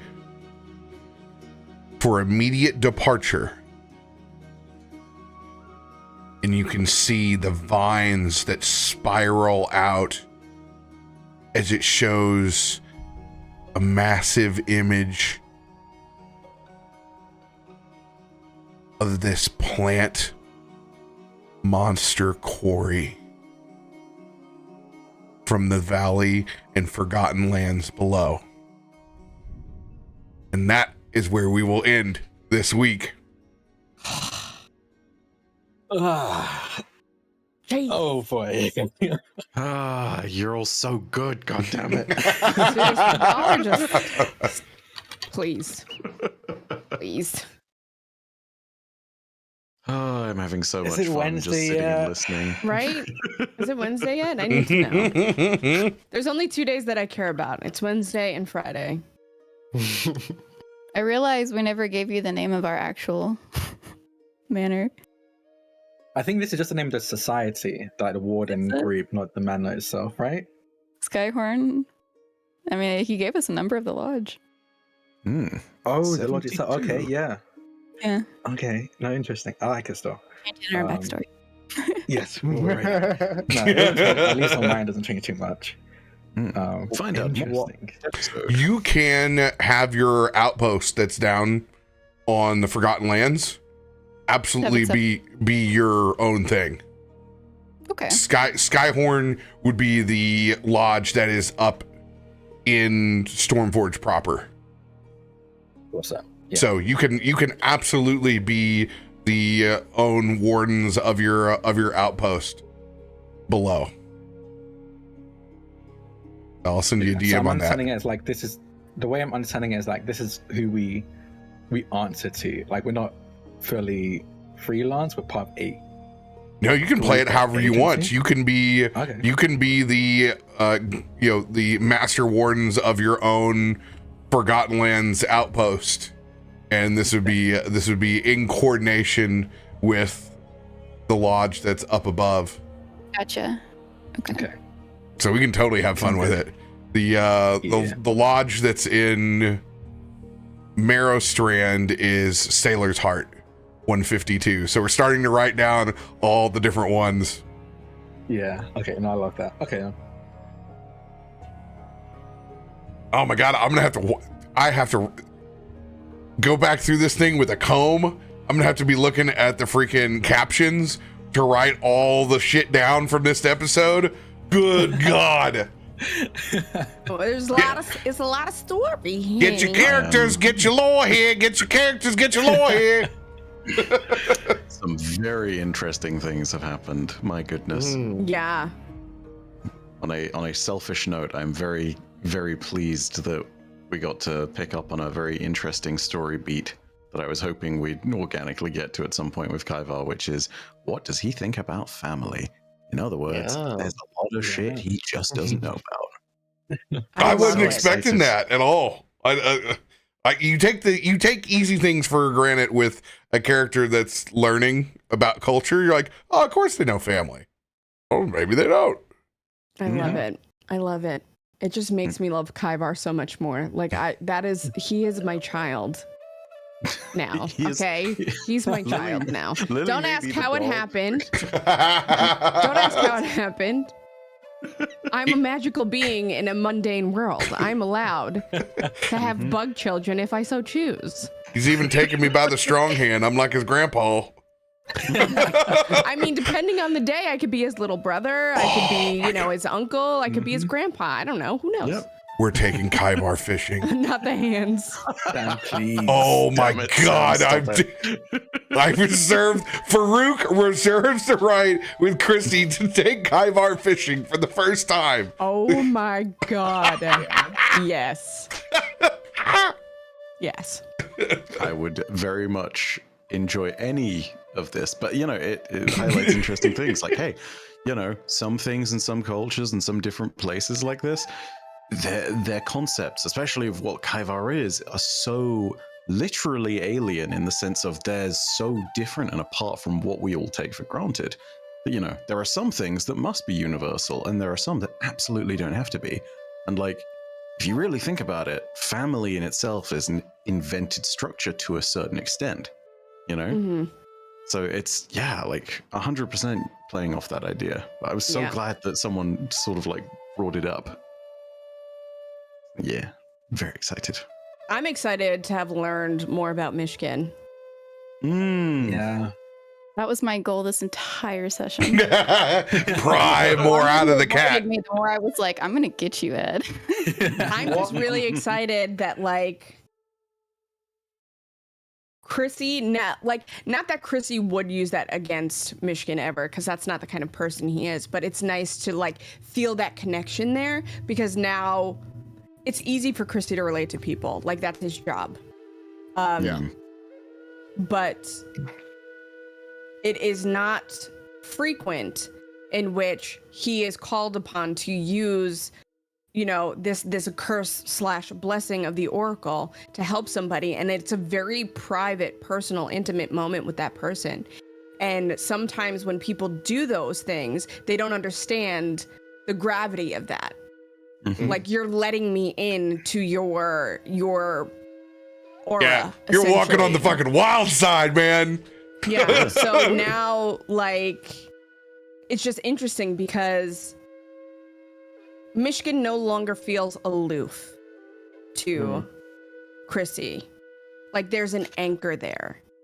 Well, that was a big thing because I mainly Raven, similarly to Bai, very selfishly on my part, I just hadn't done much with you, and I was like, I want to roleplay with Raven, and I was like, right. This is the session that I'm going to make sure that Myshkin has it, and you gave me the perfect in. So it's and by knowing how in depth you go with lore that you haven't written in terms of Destiny and all of your videos, I am every word you speak about Kaivar and his backstory, I'm furious. These are the most notes I've written in a single session. I am Cameron too. Yeah. Just to make this really clear about walking on the wild side and the moment that you had with Chrissy, this is a good explanation of the difference between scrying and the ceremony and ritual that you just did. Scrying is magically going from one place to another place, A to B. Going through that ritual is like walking down an ethereal hallway where anybody can see you that does this kind of work, walks from point A to B. It is opening up into the cosmos where if people would be concerned, they can certainly sit there and watch. Luckily, there is a lot going on at any given time, but there are entities that can watch many things at many times. Yeah. I don't want to get... Oh, I'm sorry. No, go on, Raven. Go on. I don't want to get too much into Chrissy's lore that I wrote a lot of it today because it just fucking hit me. I love that. But there's a reason why he has the threefold aspect. Like the deity that he, I don't want to say works for, but like is of, and like whose mouthpiece he is benevolent for sure. But it'll be really interesting to see how it progresses if people continue to choose to use his abilities, and how that would manifest both on a personal level and on a higher spiritual level with that specific deity. I'm excited. A lot of rolls. I was gonna say something along those exact lines, because this is the totally fascinating part about an oracle, and in particular the way that Chrissy's story has panned out. He is the perfect representation of the paradigm of trust, which is that for trust to exist, you both need to invoke some kind of vulnerability out of one of the two at a bare minimum. And ultimately, someone choosing to get some kind of service out of Chrissy as far as like the day-to-day is concerned would be making that choice and might be kind of whimsical. But for someone like Myshkin, who is looking for a friend, it's really sitting there and saying, okay, I need this. I've got to put skin in the game. So like you are this natural lockpick for people's personalities and for people's backstories. And I absolutely love that too, because as RoBear said, you're exposing it to more than just the pair of you. The trust also has to be in a wider context of the Oracle and the cosmos itself, which is just, oh my god, there's so many cool possibilities for where that goes on just a person-to-person level. I absolutely love it. It's like the perfect breakdown of how you understand what the dynamic of trust really is. It's great. It's 100% awesome. Love that. Like, thank you for saying it like that, because if I, like, the way that Chrissy was built initially was not for that, but like he evolved so beautifully into being like a way to help y'all very specifically evolve your characters and tell your stories in the ways that you want. And that for me is so fulfilling. And it's coming full circle very well, as Farouk and Chrissy are outsiders from a part of town that people don't trust, in a city that's largely left them behind. But Farouk has always known family and his clan, and has always had that support as an older member of his tribe in this Ifrit. But he's seeing Chrissy as his adopted clan slowly grow into his own, and feel and accept that trust of others. But Farouk is enjoying the acceptance as well, as it is kind of finding our new tribe and a new purpose. Yeah, it's really interesting. It's really interesting because like that whole family conversation struck a nerve. Like Kaivar would probably know this the best, but there is no real family behind Chrissy at all. Like there are other people in his tribe, there are other sprites in his tribe, but there's not actual family. Like they are connected. They are each individuals, and they have their own experiences. But the ways in which they originated didn't leave for the traditional family. So it's just really interesting, and I'm really happy that I got to finally kind of like butt heads with Loluphia, even if only a little bit, right? Because like there is this tension there, and it's like, now what? Like I think today was a tipping point for them specifically, because like it's been building up, and like there's a dislike there, right? Not that Chrissy really dislikes people, but there's like a girl, you know, so he keeps his distance. But to see them finally be like, well, you don't have to like me.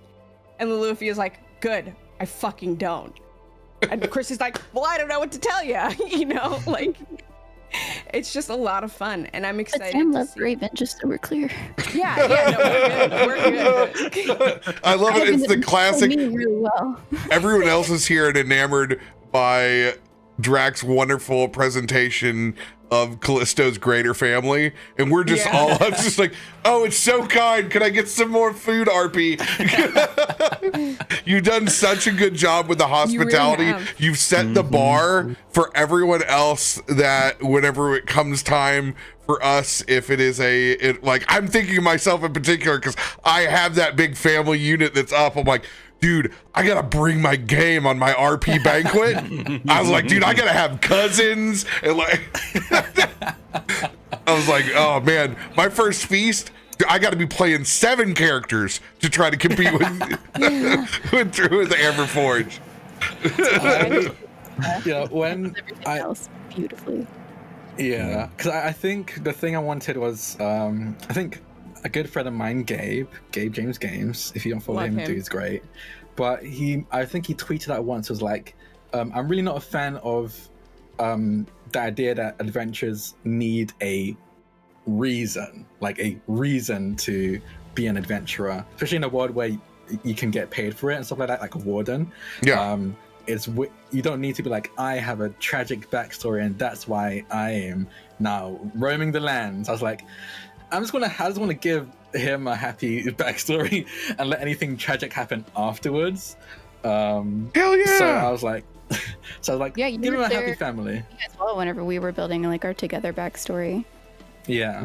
Nice. I was like, yeah, just give him like, because I think one, it's fun to roleplay it out as it happens, and I think it'll be interesting to navigate the change of a person who goes through like a very comfortable, happy life to one that might have a bit more hardship and navigate that. But ultimately, I wanted it to be a case of like, I think it'd be interesting to have an adventurer who has family as a like to fall back on. So I don't think it's really a story that many people navigate, in my opinion, or explore in a game. Hey, we love it over here. We love us some feasts. Yeah. Oh yeah. Honestly, the food part was fully based on my own actual family. Whenever friends come over, they start whipping up foods I didn't even know they could cook. I'm like, what the fuck? I've been living here all my life. You even cook this for me. What are you doing? I was waiting for you to ask me like what kind of Sylvan food is it? Because I googled different Sylvan food, and there was one. Damn it! I should have asked. Dumpers. And it's a bowl of like silvery dumplings, in which each has a different unknown flavor.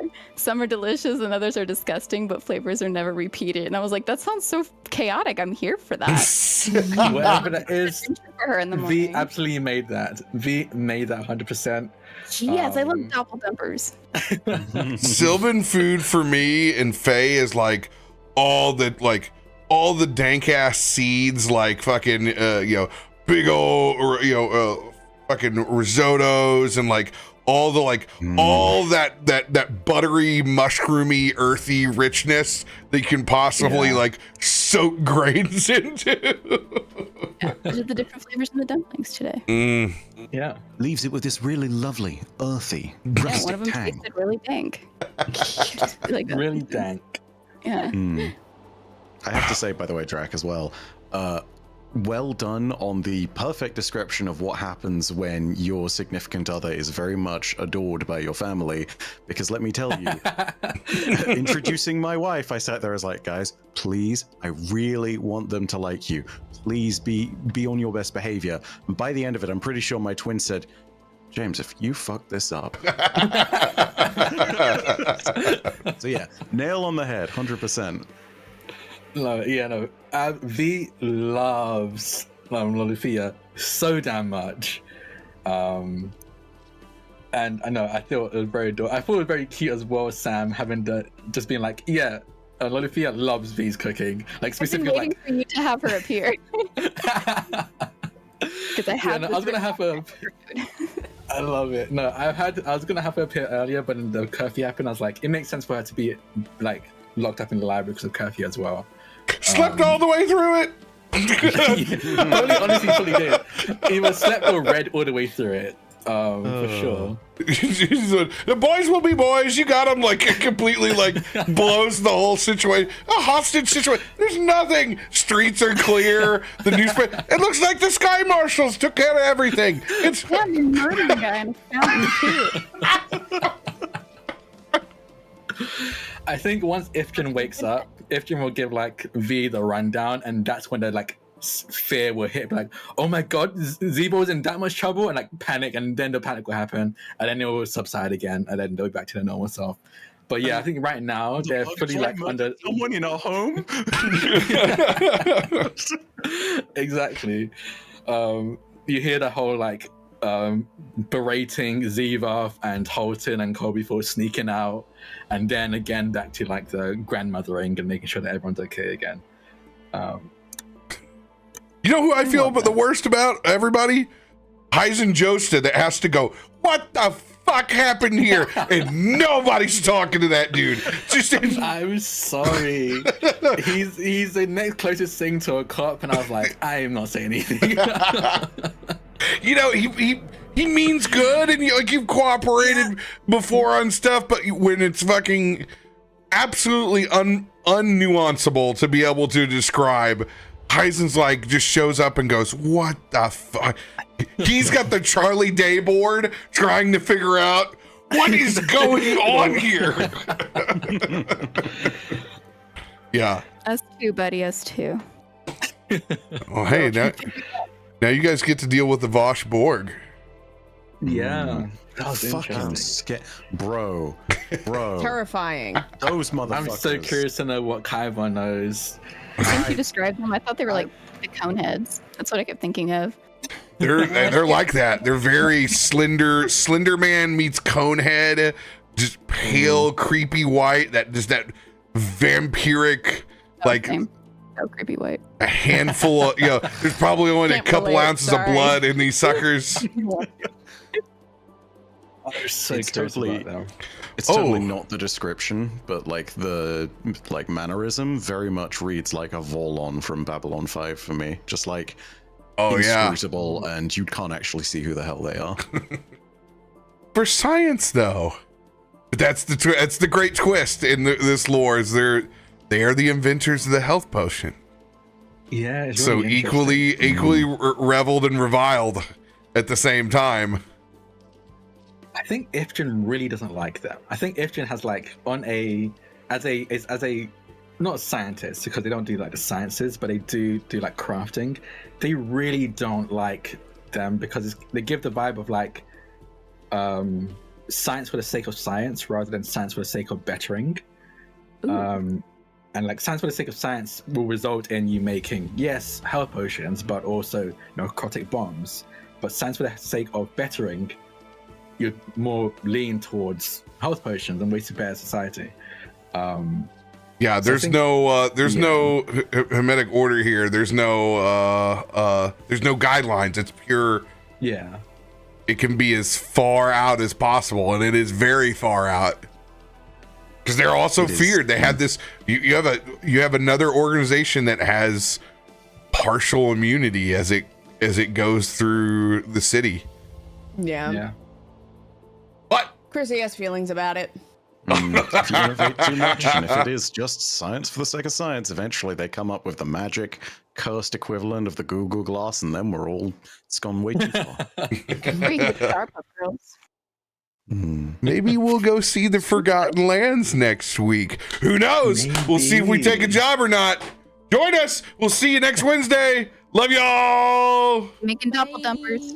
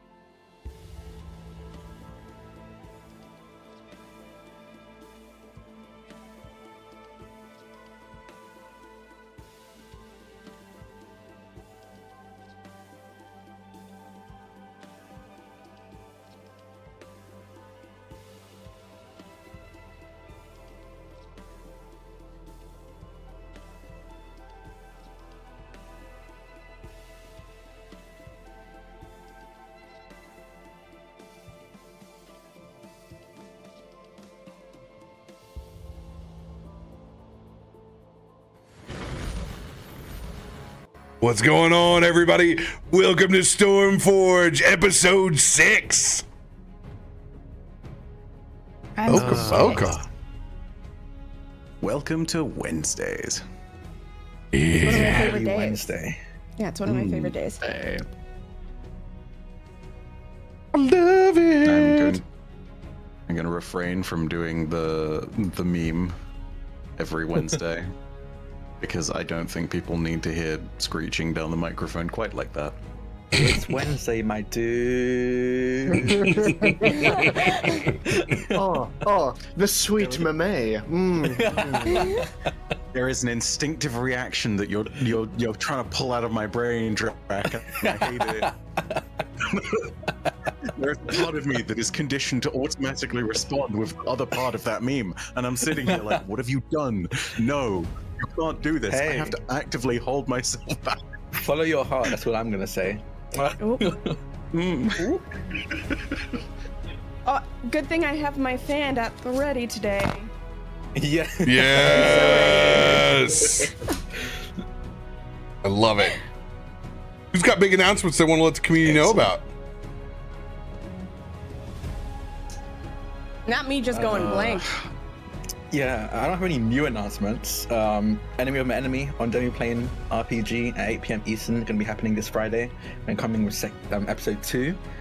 And things are likely gonna hit the fan hard from what we talked about. I mean, it's no secret. We're playing Vampires and Hunters, and we're going to meet in episode 2, and we'll see what happens. We'll see who walks out alive. It's gonna be fun. It's gonna be good. I cannot wait because I know how my character is going to react to all of the bullshit that is about to fucking happen, and I cannot wait to throw hands. It is going to be fantastic. So yeah, keep an eye out for that. But other than that, I don't think I have any big announcements. God damn it, Sam. I see those tiny hands of yours again. They were perfectly above the name bar. It was.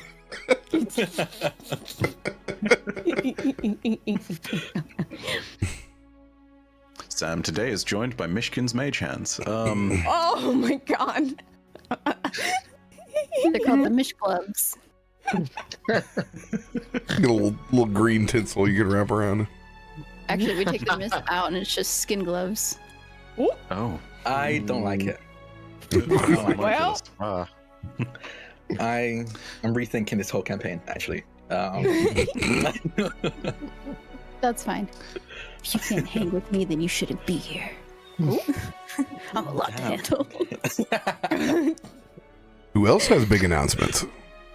I have some pretty cool stuff that I can't really say, but actually I didn't sign an NDA, but you know what? We'll wait for it, but it's pretty cool.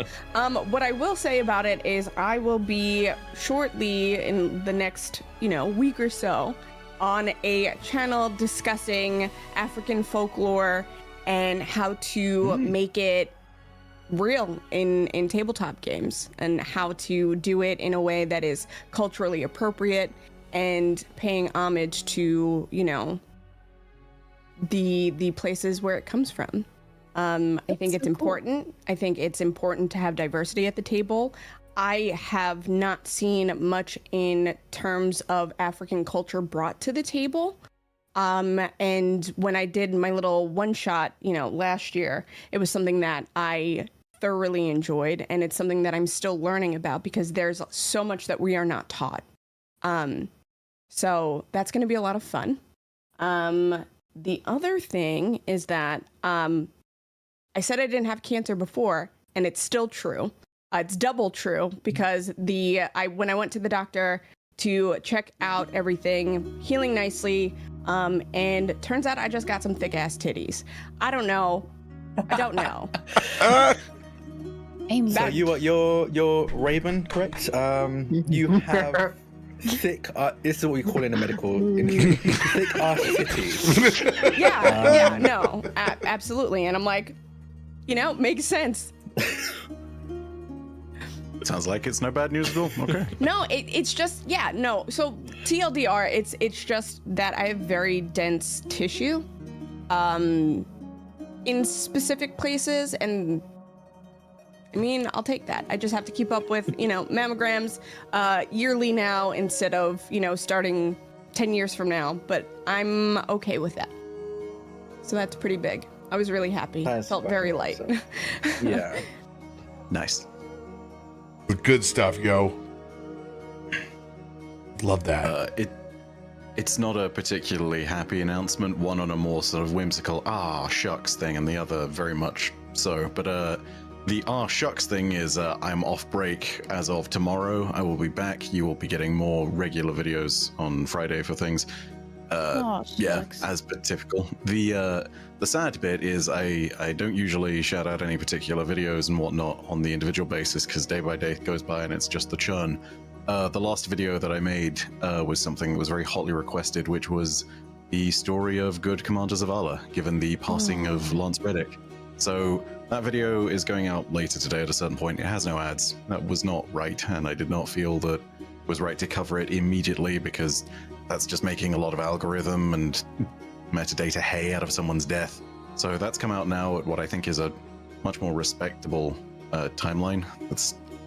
Yeah, I hope that everyone enjoys it. And normally I wouldn't shout out a video like that, but yeah, when it comes down to it, this was very important. So if you are so inclined, go ahead and check that out.